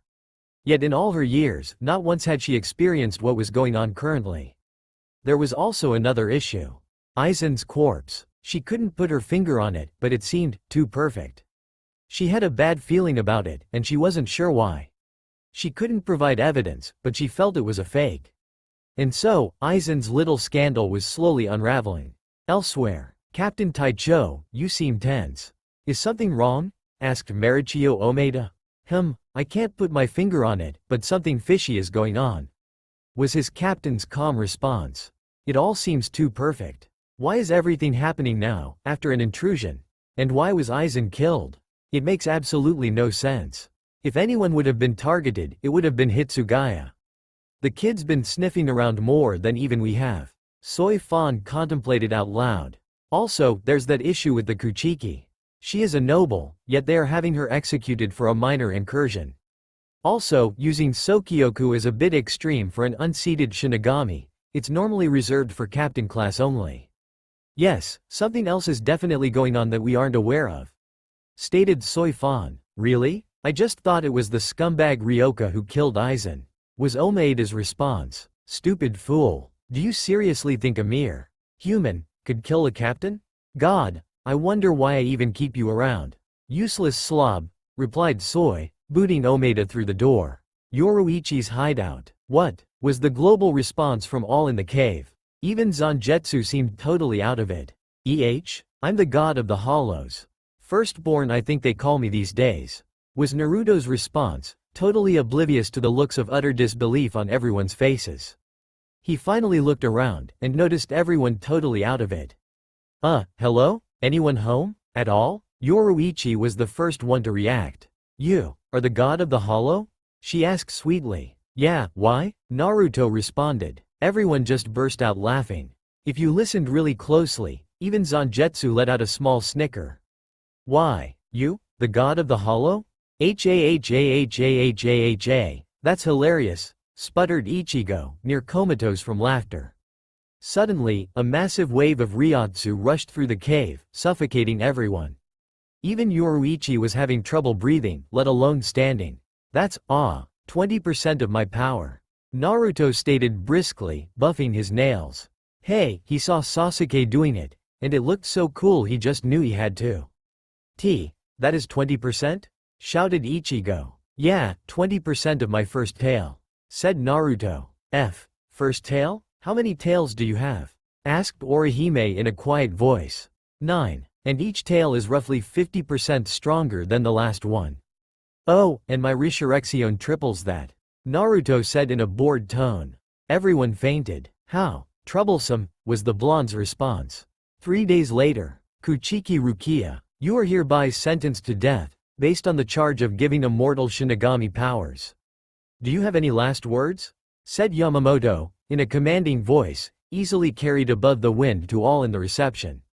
Just one. Please, spare the Ryoka that came to rescue me, Rukia pleaded. Very well, they shall be spared. Release the Sokyoku, ordered Yamamoto, observing as the giant halberd was released. It slowly raised into the air, and became bathed in flames, before taking the shape of a giant phoenix. It flapped its wings, flying straight towards Rukia. Rukia looked down, slowly praying for her soul's salvation, and thanking Ichigo for being her friend to the end. Suddenly, she heard a loud clang, and looked up, only to see Ichigo, holding back the Sokioku with just his shikai. He looked a bit different, he was wearing a gray cape for example, and had bandages all over his torso and face. Hey Rukia, hope I'm not too late, he said softly. Ichigo, you baka, yelled Rukia, why didn't you just run? You didn't have to do this. Now you're going to die too. Rukia screamed, tears rolling down her face. Nay, don't worry. I found a friend on the way, and trust me, that old man down there has nothing on this guy, Ichigo chastised. What? That's impossible. Rukia said, disbelief evident in her face and tone. Then it hit. An absolutely massive Ryotsu. It was so potent, Sokioku's flames were actually put out. Every single lieutenant fell to the ground, legs unable to support them. The captains all looked up in disbelief. No one could be this powerful. It was impossible. Yamamoto, however, knew exactly what it was. Hey, sorry I'm late. On the way here, I kinda tripped and fell down a hole. And it led to a tiny little door, which told me I had to drink this potion. So I did, and it made me go really small. Then a white rabbit leapt ahead of me, and it said, I'm late, I'm very late. Then ran through the door. Being naturally suspicious of a talking rabbit, I followed it. There I saw the most amazing things, like talking cards. And people having an unbirthday. So I stayed a while. They had the most amazing cake. God, it was so good, you have absolutely no idea. Then the evil card queen wanted my head. So I quickly escaped. But on the way here, I ran into a black cat, and had to go the long way around. But don't worry, I'm here now. Naruto finished. Every single person, animal, and even plant that heard this load of crap had a massive sweat drop. For the first time in history, every single Shinigami had the same thought. Please tell me he's kidding. Naruto, totally oblivious to everyone's thoughts, reached behind his back, and pulled out a piece of cake. Everyone instantly face vaulted. God, this is just the best cake. I should have got the recipe. Oh well. At the same time Naruto was busily munching on his cake, Hitsugaya Toshiro and Rainaku Matsumoto had destroyed the locked-down front gates of Central 46. I'm getting to the bottom of this, once and for all. Was the only thought on Toshiro's mind. The evidence. It all leads here. Everything, from Jin threatening Toshiro, to Hinamori suddenly avoiding him, and blaming him for Aizen's death was answered here. He knew it. They eventually made it to the bottom of the stairs, and what they saw made Toshiro and Matsumoto go green in the face. It was an absolute massacre. Every single member of Central 46 was massacred. Walking up to one corpse, Toshiro checked it. Matsumoto, these corpses have been dead for days. Maybe even weeks. You know what that means, right? Yes, Taicho, it means that Rukia's execution wasn't ordered by Central. It was by someone else. But why? Why would you want to kill Rukia? She isn't even a seat, and even as a noble, it would have been far smarter to go for a higher-ranked clan. None of this makes sense. Yelled Matsumoto in frustration. Matsumoto, tell me, have you ever heard of Urahara Kazuki? Muttered Toshiro. Urahara? Wasn't he exiled a century ago for crimes against Tsurugi? Asked Matsumoto, confused. Those crimes. He created a special tool. It enabled a Shinigami to gain hollow powers. The only problem was that it sacrificed the Shinigami's mind. Rather than a Shinigami with hollow powers. You had a hollow, in a Shinigami's body, with all of their abilities. He trailed off. A look of absolute shock and disgust crossed Matsumoto's face. But, what has that got to do with this? Is Urahara involved somehow? Yes, but not in the way one would think. You see, Urahara fled, when he was exiled, taking everything with him, and utterly destroying any and all information on his project. He also took his project itself with him, and went to the human world. To Karakura town. Toshiro replied, having already connected the dots. But, wasn't that where Rukia went when she lost her powers? Wait, you mean you think Urahara gave Rukia that object? She screeched. Yes, I suspect Rukia doesn't know however. But let us continue. Toshiro said, heading towards the living quarters of Central. They started searching, looking for any evidence. Well done Toshiro. You managed to figure it all out, very well done indeed.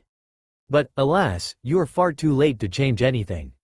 Said a smooth voice from the shadows. And out stepped Aizen, along with Jin.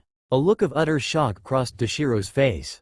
Aizen? What the hell? I saw your corpse myself. How? Stuttered Toshiro.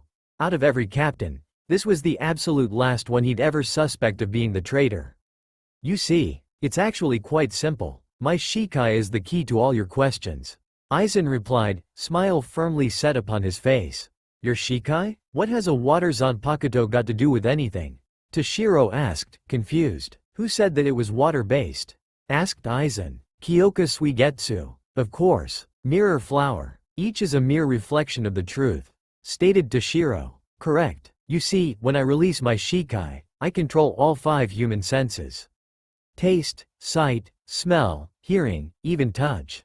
Aizen lectured. Bankai, screamed Toshiro, attacking Aizen. He swung his sword, causing a veritable mountain of ice that covered everything in front of him. Nice try. This was all Toshiro heard. Afterwards was nothing but black. Come Jin, it's time for us to go. Hi, Aizen-sama, was the reply. With a sound of fluttering cloth, both vanished. As they vanished however, two more entered the dark abode. Retsu Unohana, and Izan Kotetsu. Toshiro Taicho, came the worried yell of Izan. She rushed forward and tried to heal him and Matsumoto. Step back Izan, we must find out what happened, came her captain's serene voice. She quickly moved to the side, and watched as Unohana worked her magic. After a few minutes, Toshiro was noticeably better, and he opened his eyes. Warn others. Aizen, traitor. Jin as well. Must be stopped. Sokioku, was all he managed before passing out again. Aizen, it is as I feared. Izan, please make a hell butterfly, and send the message out to all captains and lieutenants. Ichimaru Jin and Sosuke Aizen have betrayed Soul Society, and are to be arrested or executed on sight. Hi, came the reply. Unohana quickly summoned her Shikai, and placed Toshiro and Matsumoto in its stomach to heal. Jump on Izan, we must go to Sokioku. They hurried towards Sokioku, hoping they weren't too late. At Sokioku, firstborn, what are you doing here? What do you want with Tsurugi? Demanded Yamamoto. Reishi outlining his form in his anger. Ma, don't burst a blood vessel old man. I'm here to help my buddy Ichigo save his girlfriend. And to say hi of course. What do I want with Tsurugi? I dunno. I was bored, so here I am. Naruto replied. I'm not his girlfriend, she's not my girlfriend. Came the dual shouts. Ma, stop being so loud. Naruto spoke back. Nay, old man, where's that nerdy guy? What did Yoruichi call him again? Aisu? Aizo? Goku? Ma, I'm no good with names. What do you want with Aizen Hollow? Yelled Yamamoto. I just wanted to ask him how he does that cool thing which turns hollows into a Ronkar. I don't like it when people play around with my hollows, it's not very nice you know.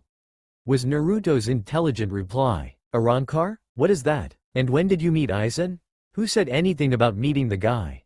He just popped into Huko Mundo someday, and started converting my fellow Vasto lords. And to answer your first question, an Arancer is someone like me, a hollow who has removed his mask, and now has a Zanpakuto. Replied Naruto looking around as if expecting Aizen to pop out of a hole somehow. Aizen was in Huko Mundo? When was this? And how many of these Arankars are there? Demanded the old man. Well, it was around, 100? 150 years ago? I don't keep track you old windbag. How many? Peefed, I don't know. I don't exactly count them. Doesn't matter much anyway, there's only 10 that could be considered captain level, and maybe 4 who could fight one of your elite. I don't pay much attention. None of them could even scratch me, after all. So where's Aizen? If you won't tell me, then at least tell me where that foxy guy is, or the black guy. Come on Pops, work with me here, Naruto yelled exasperatedly. Jin and Tusen? We have 3 traitors? Yamamoto thought aloud. Aizen is dead hollow. He was found murdered 4 days ago. Stop lying you old fart. I felt his reishi 15 minutes ago. Naruto yodeled down. If you're gonna lie, make it believable. Yamamoto's eyes widened in surprise.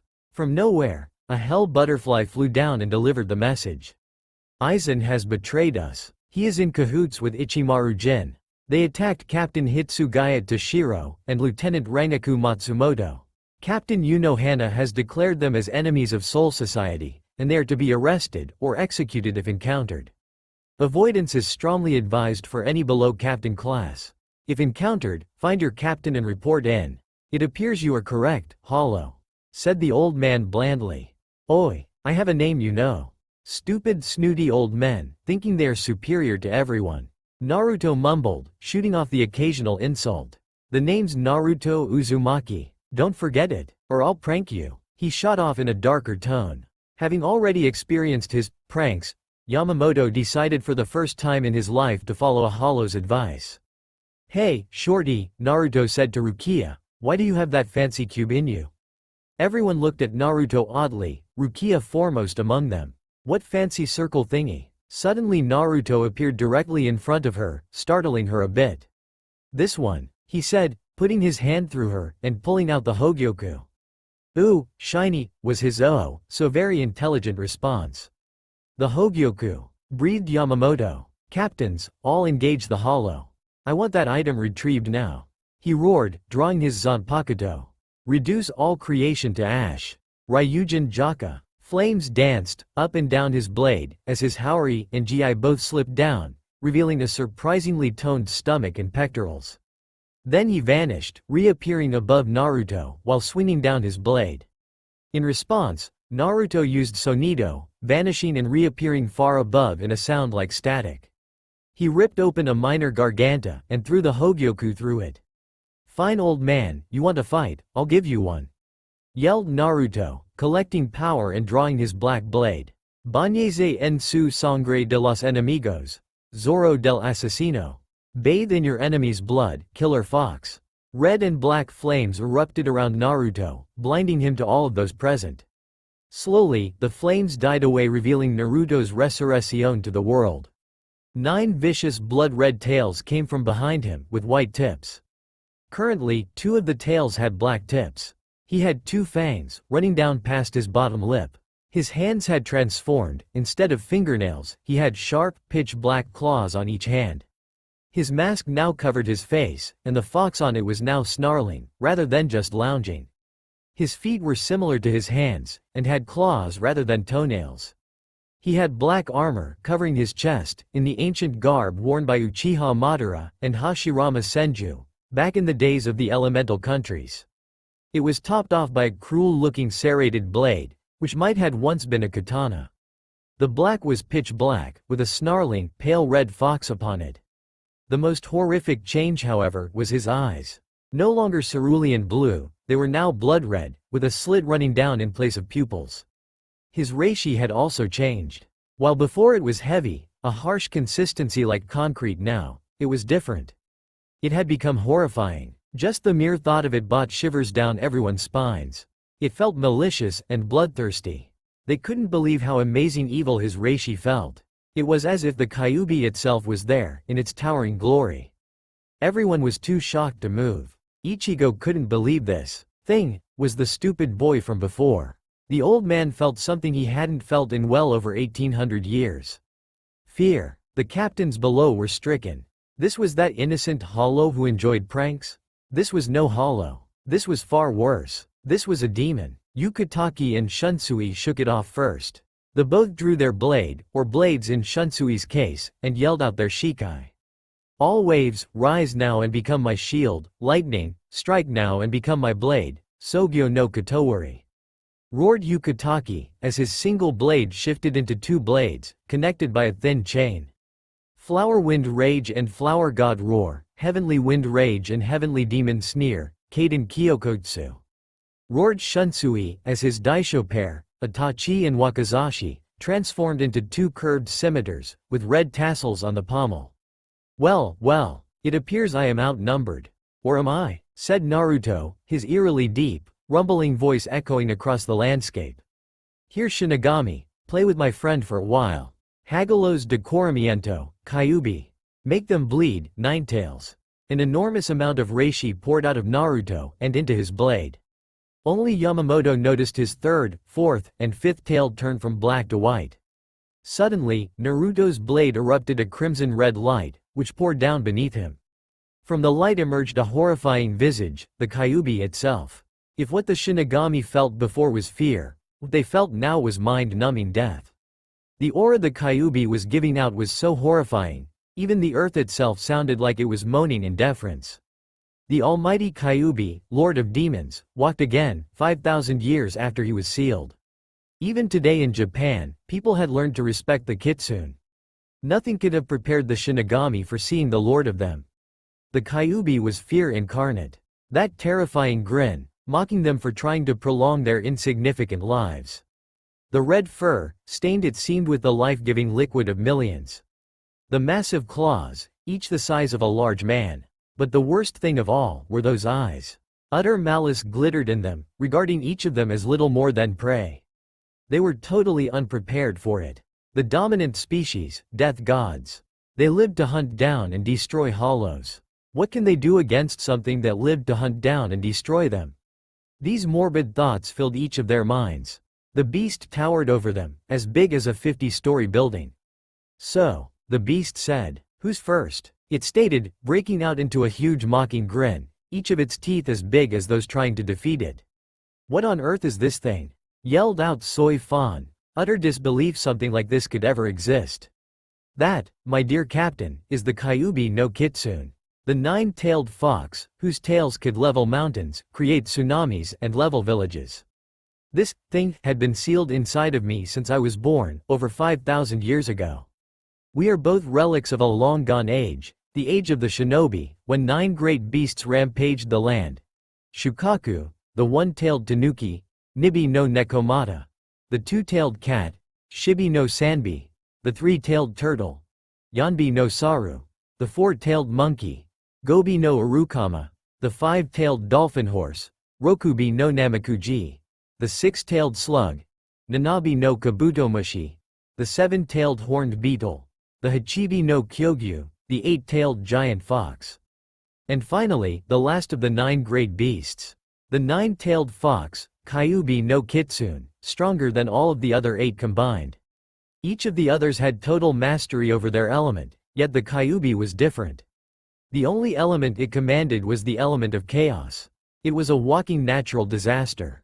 Spoke Naruto, still in that tone, one which had another layered over the top. It was demonic, that was the only way to describe it.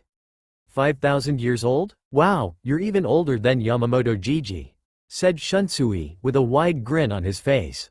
I'm bored. Kyuubi, entertain our friends down there, I want to play with the old man, commanded Naruto. Very well brat, but you owe me, was Kyuubi's snark reply. PSSH, you are moodier than a 16-year-old female Kyuubi, Naruto responded, before vanishing.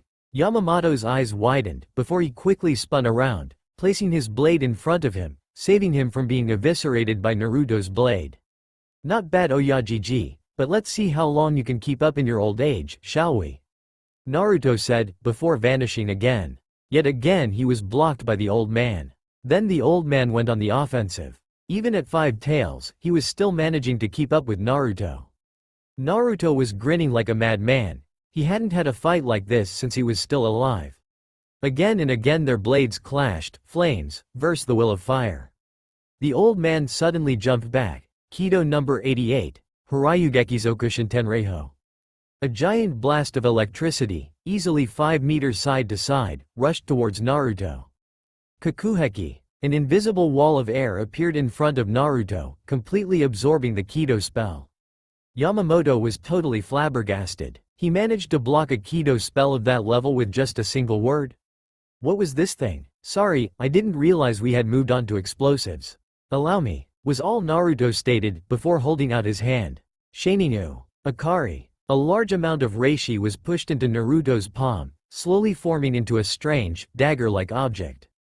Kunai. Naruto threw the object at Yamamoto, who avoided it, not willing to come into contact with something he hadn't seen before.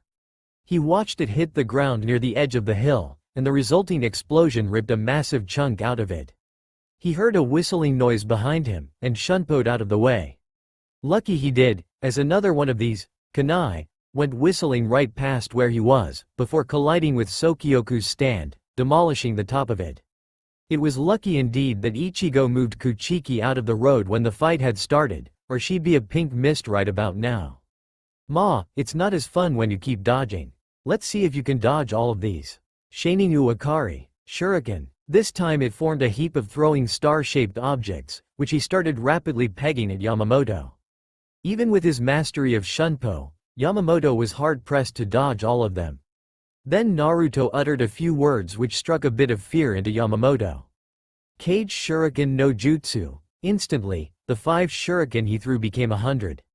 Which then turned into 500. There was nowhere to dodge. Yamamoto had no choice. Ban. Kai. The captain commander was totally and utterly engulfed in flames. The flames burned up into an absolutely massive tower, rushing straight up into the air. Every single one of Naruto's shuriken were defeated by this new menace. As the fire died down, Yamamoto was revealed. He was dressed in an ancient samurai garb, formed entirely out of fire. His blade had evolved from a katana into a nodashi. The sword was made of pure flames, there was no metal used. It was white, signifying just how amazingly hot the sword really was. The final part of the outfit was a traditional kabuto helmet.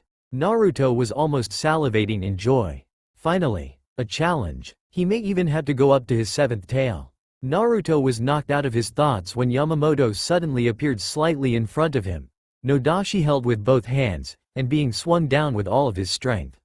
Naruto threw up his sword to block, and was amazed as Yamamoto's sword actually separated, at the exact point he tried to block.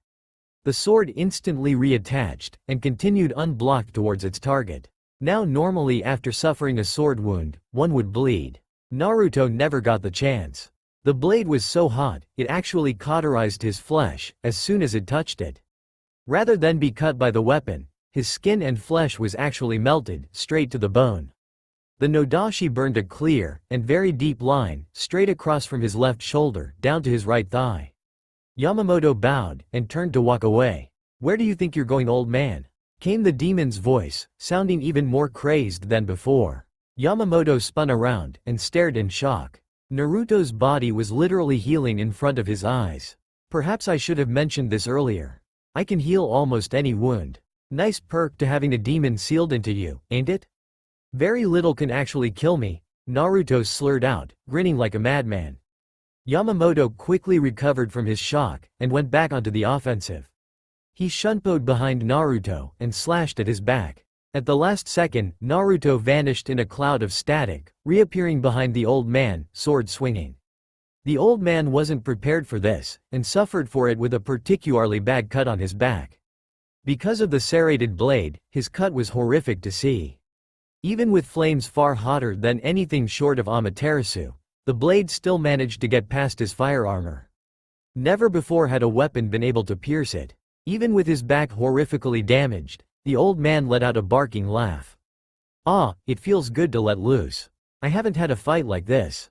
Well, ever. Bahaha, the old man laughed whilst going on the offensive. Blow after blow was traded, with both of them bleeding horribly. At that point in time, even Kenpachi looked on in awe, as the old man proved why he was the captain commander. All of the other captains knew they couldn't stand against Naruto's pet fox, let alone the man himself. Yet Yamamoto was fighting toe-to-toe with him. Alas, it was all for naught.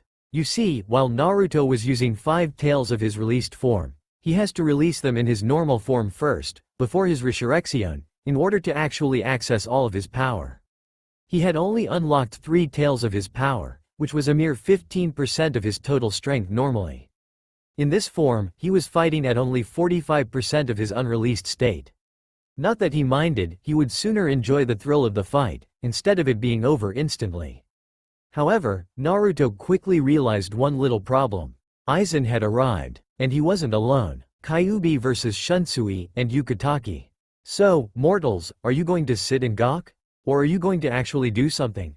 While I know the brat's power is amazing, I am nothing to gawk at," Kyuubi said, before unleashing some of his reishi. It was totally unreal. The captains had to actually release up to 20% strength, literally just to stand up to it. Lesser captains, such as Soi Fan, had to release closer to 40%. And the lieutenants had to put up around 80%. Surprisingly, it was Shunsui who took the initiative. He shunpoed up to Kyuubi, and attempted to slash at its fur. Unfortunately for him, his sword merely bounced off. "You'll have to do better than that, ant, if you wish to hurt me." Kyuubi laughed. The Kyuubi then started to take in energy, forming it in front of its mouth. "Kyuubi-mari," was all the fox said, before eating the orb of energy. At first, Yukitake and Shunsui were confused. What the hell? It ate it? Then its mouth bulged, and out came a massive wave of pure reishi. Yukitake quickly thrust forward his left Zanpakuto, and pointed his right one at the fox. While this would normally increase the power, and fire it back, the fox's reishi was just too potent for his Zanpakuto to fully absorb. It managed to suck up 3/4 ths of the reishi, and by firing it back it managed to blast away the remaining fourth. Unfortunately for him, the fox merely opened his mouth and ate the blast. Again. Well, shit, was all Yukitake could manage. Shunsui had a different response however. Bankai. A massive wave of purple energy engulfed Shunsui, so potent it actually managed to reflect the Kyubimari into the sky, nullifying it. Oh, the ant has more tricks? Was the Kyubi's response. Eventually the light vanished, leaving Shunsui in his normal gear, now wielding a massive broadsword.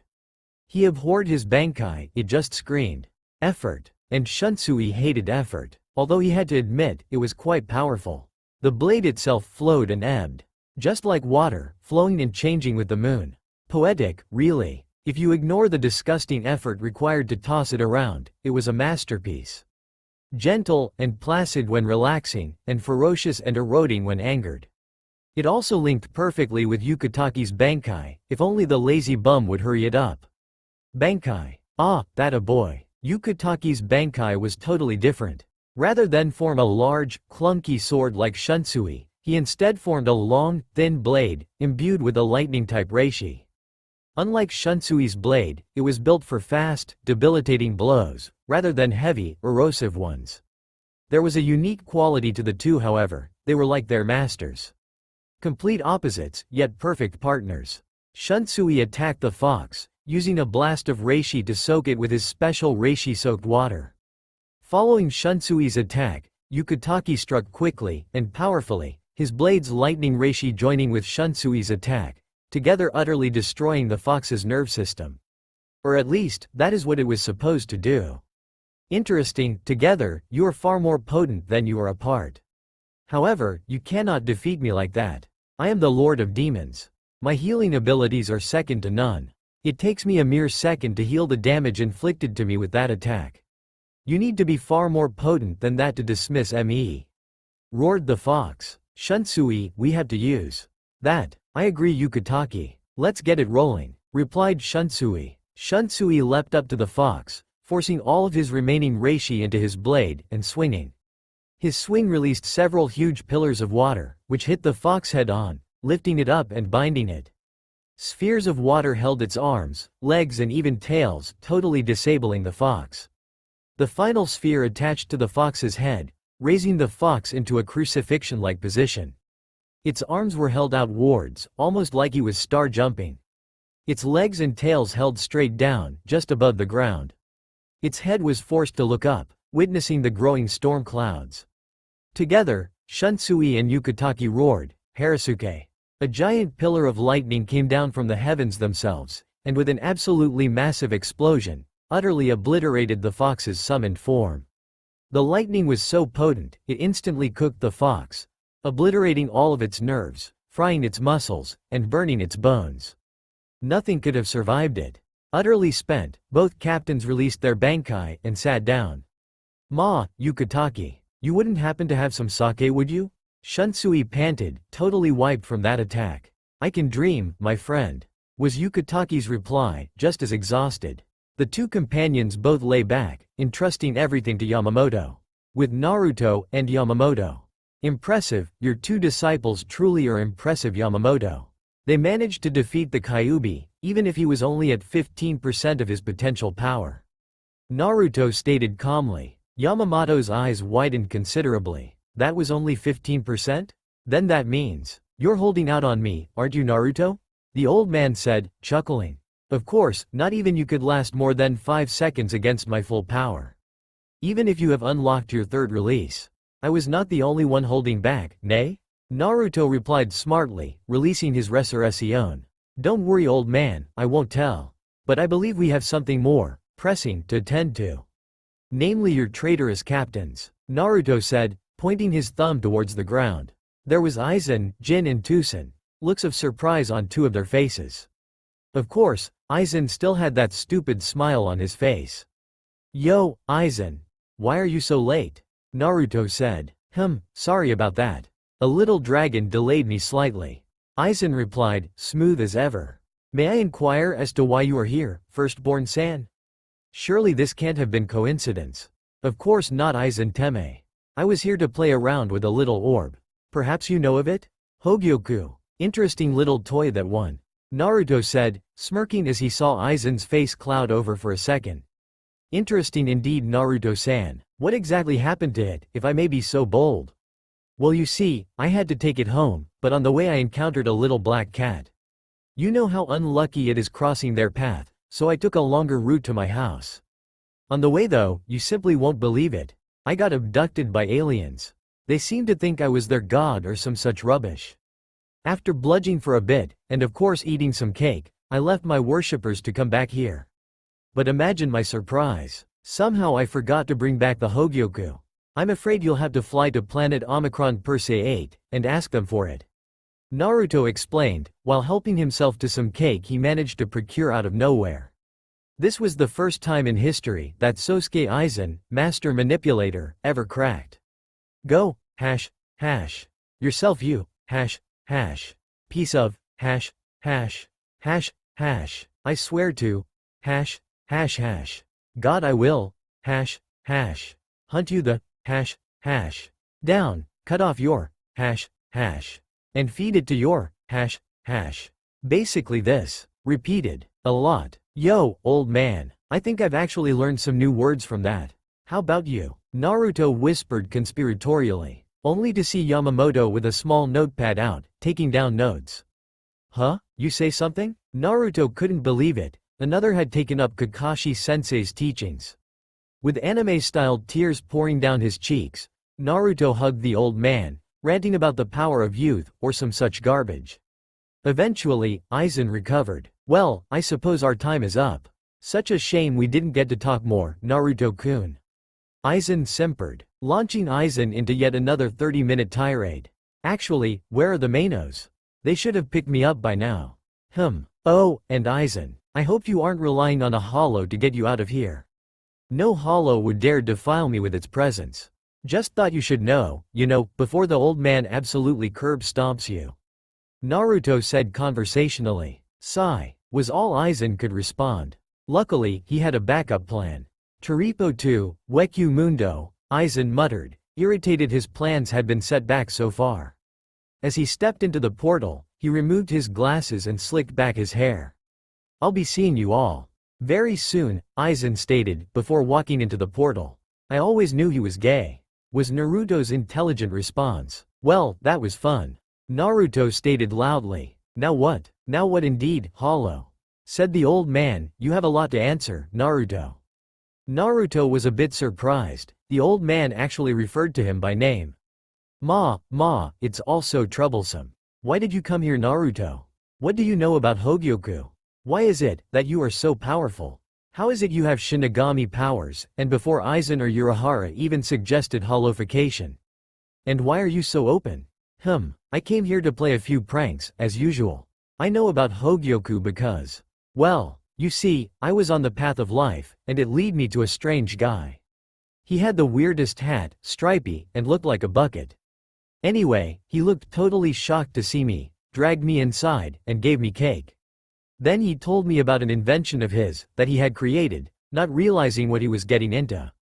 Yes, I remember it well. Flashback. Nay, Baketsu-chan, Naruto whined, where's that cake you promised me? Ah, patience, Naruto-kun, all will be revealed in time. Came Urahara's happy voice. That doesn't tell me where my cake is, Baketsu-chan, yelled Naruto. I come here for just one, teensy-weensy prank, and you made me stop and promised me cake. Now where is it? You call dropping a blimp-sized water balloon, filled with rainbow-colored paint, on the city center a teensy-weensy prank. Ah, so troublesome, Naruto-kun. Kazuki said with a high-pitched voice. Are you sure your name isn't Shikamaru?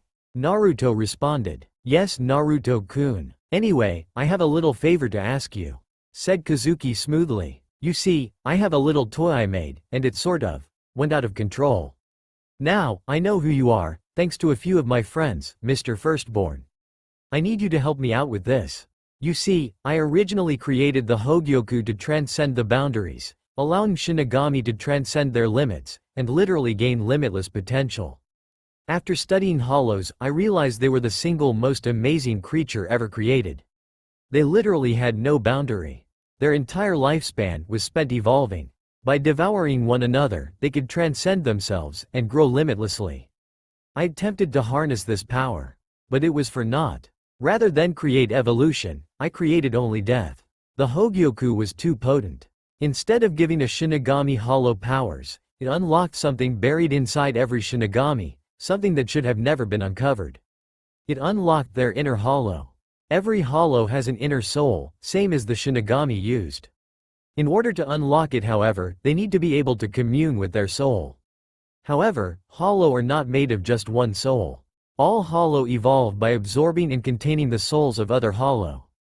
However, in doing so, these souls smother the hollow's original soul. This is why hollows become mindless beasts when they evolve into a Manos Grande. The effect is only worsened from there when they evolve into a Jillian. They become even worse, while becoming more powerful, they lose their humanity. Urahara continued, sorrow evident from his tone.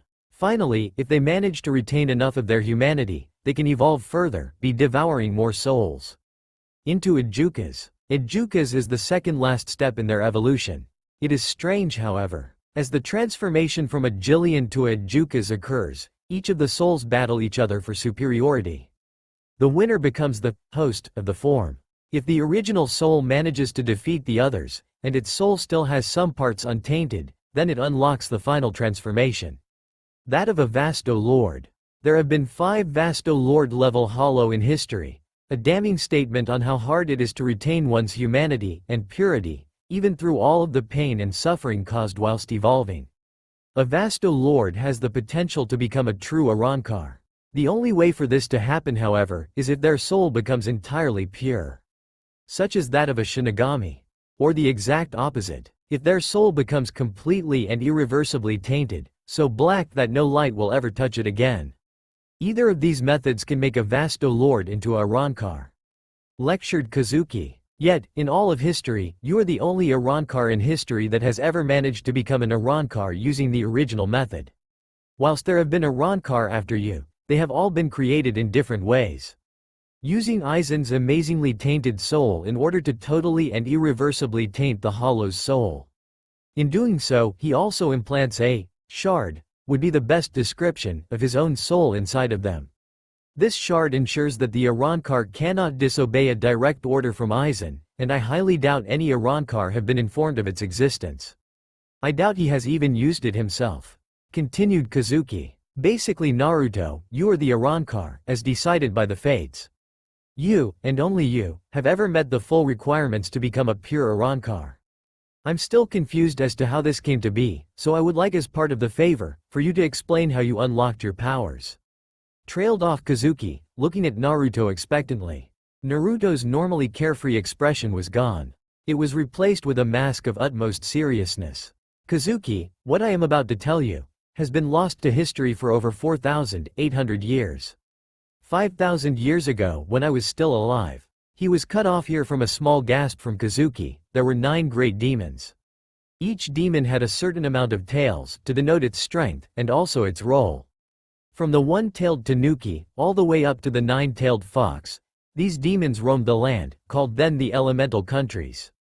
It was ruled by special humans, who called themselves shinobi. These shinobi were formed up initially of ragtag groups, calling themselves clans, who hired themselves out to whoever paid the most. They are believed to have been leftovers of an ancient empire, which ruled over all of the planet for thousands of years, which was eventually decimated from within. Even back then, records from that time were extremely scarce. Eventually, all of the clans grew tired of fighting, and they all banded together into larger groups. One group was called Konohagakure no Sato, the Hidden Leaf Village, Kumogakure, Hidden Cloud Village, Iwagakure, Hidden Stone Village, Sanagakure, Hidden Sand Village, and finally Kirigakure, Hidden Mist Village. These 5 villagers were the leaders of the shinobi, each boasting its own strengths and weaknesses. I was a leaf shinobi, cursed by a terrible taint. Naruto stopped, and grabbed a drink, before continuing. You see, the Kyuubi no Kitsune attacked the leaf village around a week before I was born. It rampaged through the land of fire, territory of the leaf, and was unstoppable. All of the demons are immortal, and amazingly powerful. Yamamoto, alongside every single captain in Tsurugi, couldn't even scratch the Kyuubi in its prime, that was how potent he was.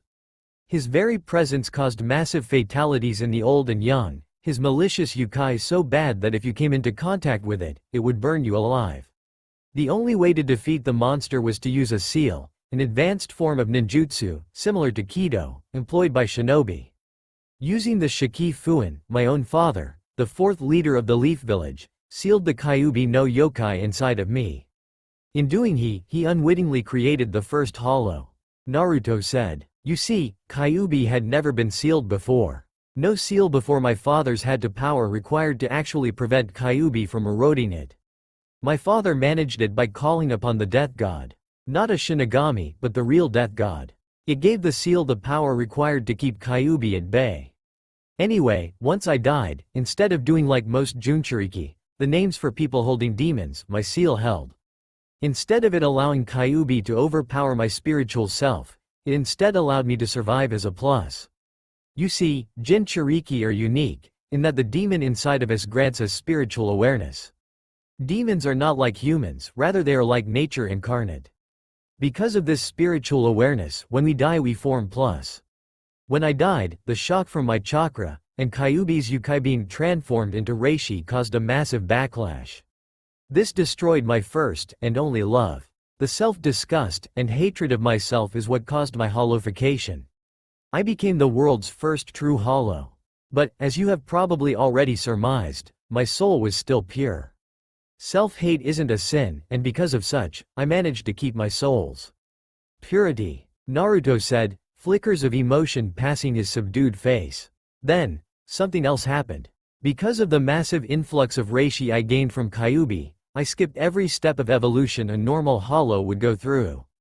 In effect, I became a Vasto Lord instantaneously, a feat that none have achieved since. It didn't end there, however. As I had become a Vasto Lord so fast, my soul was one of two souls in my body. Mine, and Kyuubi's, unlike a regular hollow, who has a multitude of souls inside of them. Thus, I had unrestricted access to my own soul, allowing me to resonate with it. Although it took me a few centuries to unlock my Zanpakutos. As you may have guessed, Kyuubi became my inner hollow, of sorts. He became my second Zanpakuto. This gave me something no other hollow is capable of. 2 releases. One, from my own soul, and another, granted by Kyuubi. However, the similarities to a Shinigami don't end at merely gaining a Zanpakuto. No, we also have a Shikai form. They call it Resurrection. It allows a Rancard to synthesis with their darker sides, bringing forth a massive battle lust, and allowing them to become more animalistic. For example, when I release into that state, I live for the fight. I often toy with my opponents to draw it out as long as possible. Only through intense mental conditioning was I able to tame my inner instincts. Once this happened, I unlocked another level entirely, similar to your bankai. But that is not something I wish to speak of. Naruto finished. Amazing, so you entirely skipped each level of hollow, and instantly became a Vasto Lord. Simply astounding. This answers many questions I had concerning hollows and their similarities to Shinigami. It's almost as if they are two sides to the same coin. Both have levels of power, unlocked through certain processes. And, if what I theorize is true, they can almost limitlessly evolve. You are proof of this. I am starting to see a pattern. Arankar and Vizards are both the key to surpassing the limits. Vizards are able to become like a hollow and evolve. That would explain much about the process. They would start at the bottom, with basic hollow abilities, and move their way up, unlocking different power levels, such as Manos Grande, Jillian, and Ijukas or Vasto Lord. Said Kazuki, almost hyperventilating in glee, and Arankar are the opposite. Having already achieved these states, they gain what a Shinigami does. Shikai, or Resurrection, Bankai, which is the level you don't speak of. Simply astounding. It is almost as if they are both two sides of the same coin, but each being able to bridge the gap, and become one, singular coin. Now, we get to the favor I need to ask of you. I have a special object, the Hogyoku is mentioned. I have been utterly defeated in my attempts to destroy it, however, I have been able to put it to sleep, basically. It is dormant, and nothing short of you yourself could awaken it. You are the only one capable of this, thanks to you having evolved to the very end of our possibilities. You, the only being to have ever controlled each side of the coin, Shinigami, and Hollow. This is why I must ask of you, keep the Hogyoku safe for me. I have a plan to be rid of it, however, should my plan go wrong, and the Hogyoku go back to Soul Society. I fear that Aizen may be able to unlock its potential, and if that may occur everything will be changed, made into Aizen's image. I fear he will use it to create an army of pure Arrancar, and if this occurs, I am afraid that nothing will be able to stop him. I plan to seal it into a specialized Gigai. This Gigai will slowly turn the Shinigami controlling it into a human being. Hogyoku will be stored inside of their very soul. Once they perish, so too will Hogyoku, never to be seen on either of our planes again. Aizen is very manipulative however, and he may find a way to reclaim the Hogyoku from the Shinigami's soul. If this happens, I must ask that you claim the Hogyoku, and find a way to destroy it. Something such as it must not be allowed on this plane. You, fortunately, are able to repress the instincts in a hollow, and will not abuse your powers. Others, I fear, will not be able to do the same. You must be the only being who is transcended. You must be the only God. Kazuki finished. Very well, Urahara. I will make sure Hogyoku is kept out of Aizen's hands. I have just one thing to say, said Naruto, a look of utmost seriousness on his face. Where's my cake? Kazuki's head hit the floor hard, instantly rendering him unconscious. Bastard, where's my cake? End flashback. As you can see from my tale, Urahara trusted me to destroy Hogyoku, which I plan to do when I feel like it. As for why I'm so open, what can I say? I'm just awesome like that, Naruto declared. Massive sweat drops rolled down the heads of everyone hearing his tale. So, let me get this right. Shinigami have the ability to fight an enemy inside each of us, called an inner hollow. Doing this unlocks another level of power, which lets them tap into the evolutionary abilities of a hollow, and grants us its abilities as well. Hollow are the opposite. They already have the abilities of a hollow, but are able to unlock a level of power leading them into being a hollow, with a Shinigami's ability to increase their own power? Yamamoto summarized. Pretty much. The only problem is, almost no one has the amount of willpower required to defeat their inner demons, hollow, or Shinigami. The only way for a hollow to unlock its power is to remain pure, something impossible when you live to destroy others. Shinigami must be able to defeat their inner hollow, their polar opposite, which still has all of the strengths of the original. It's like fighting yourself with a stick when the other you has a Zanpakuto. Nearly impossible. Naruto finished. Everything heard here today is to be an A-rank secret. Nobody is to be told this story, outside of the people here. Thundered Yamamoto, his tone brooking no argument. Is there anything else, Naruto? Well, you see that orange-haired kid down there? He successfully managed to beat his inner hollow, in order to unlock his Shinigami powers again. I advise letting him become a detective of sorts, for you in the human world. Aizen has lost the Hogyoku, but that means that his current Arrancar cannot become pure. In other words, while he can't make hollow like me, he can still make powerful Arrancar. And I think we both know what he's after. Naruto whispered to the old man. The king's key. The old man whispered, horror in his tone and etched upon his face. Yeah, and you know what must happen to create a king's key, don't you? He wouldn't. 100,000 souls? Just to gain access to the gods? What a fool he is. Yamamoto said, in utter disbelief and anger. So serious. Anyway, I need some cake, so bye. Was all Naruto said, before ripping a garganta and disappearing.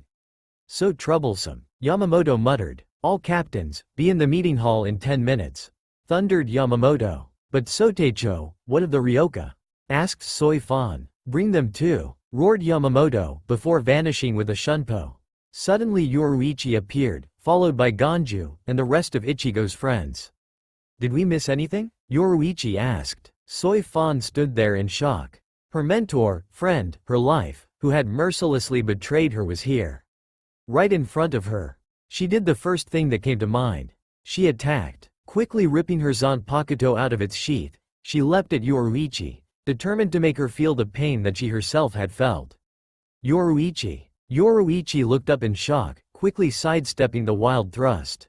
Soi-chan? Was her startled response. How dare you show your face here after what you did? Soifan screamed, slashing again and again at Yoruichi. Do you know what you put me through? Being looked at suspiciously, thrown into the same mold as the traitor? Do you? Being looked down on? Working so hard your hands bleed, and still not being acknowledged, all because you were friends with a traitor. Soi kept slashing, even though her blows were so sloppy a greenhorn would have had little issue avoiding them. Why? Why didn't you? Why didn't you take me with you? I would have come, she screamed before collapsing, mentally spent. I'm sorry my little bee, I couldn't do that to you. I would have sooner died, than have made you abandon all of your dreams and ambitions. Yoruichi replied, face downcast. I did what I thought. No new was right by you. Yoruichi walked forwards, and grabbed Soi into a hug, before shunpoing both away. Yukitake, we should probably get going. Yamajiji will be angry if we are late. Shunsui said, swigging some sake he had magically procured from somewhere. Plus we got passengers. Yes, you're right Shunsui. Come Ryoka, we must be going now. Yukitake chirped, grabbing Ichigo's sleeve and starting to drag him along. Ah, and Rukia-chan, you should come too. The entire group was still in a bit of shock. 1 minute, they obliterate a 50-foot-tall demon fox, next minute they're swigging sake and chirping. They secretly prayed the rest of the captains weren't this weird. Ah, wait for us Kurosaki-kun, shouted Orihime, running to catch up. The rest shook themselves out of their stupor and followed. Byakuya shook his head in disdain, and shunpoed to the hall. The lieutenants looked at each other, and just shook their heads and walked away. Troublesome. That's all for now. If you enjoy then please like, share and do comments.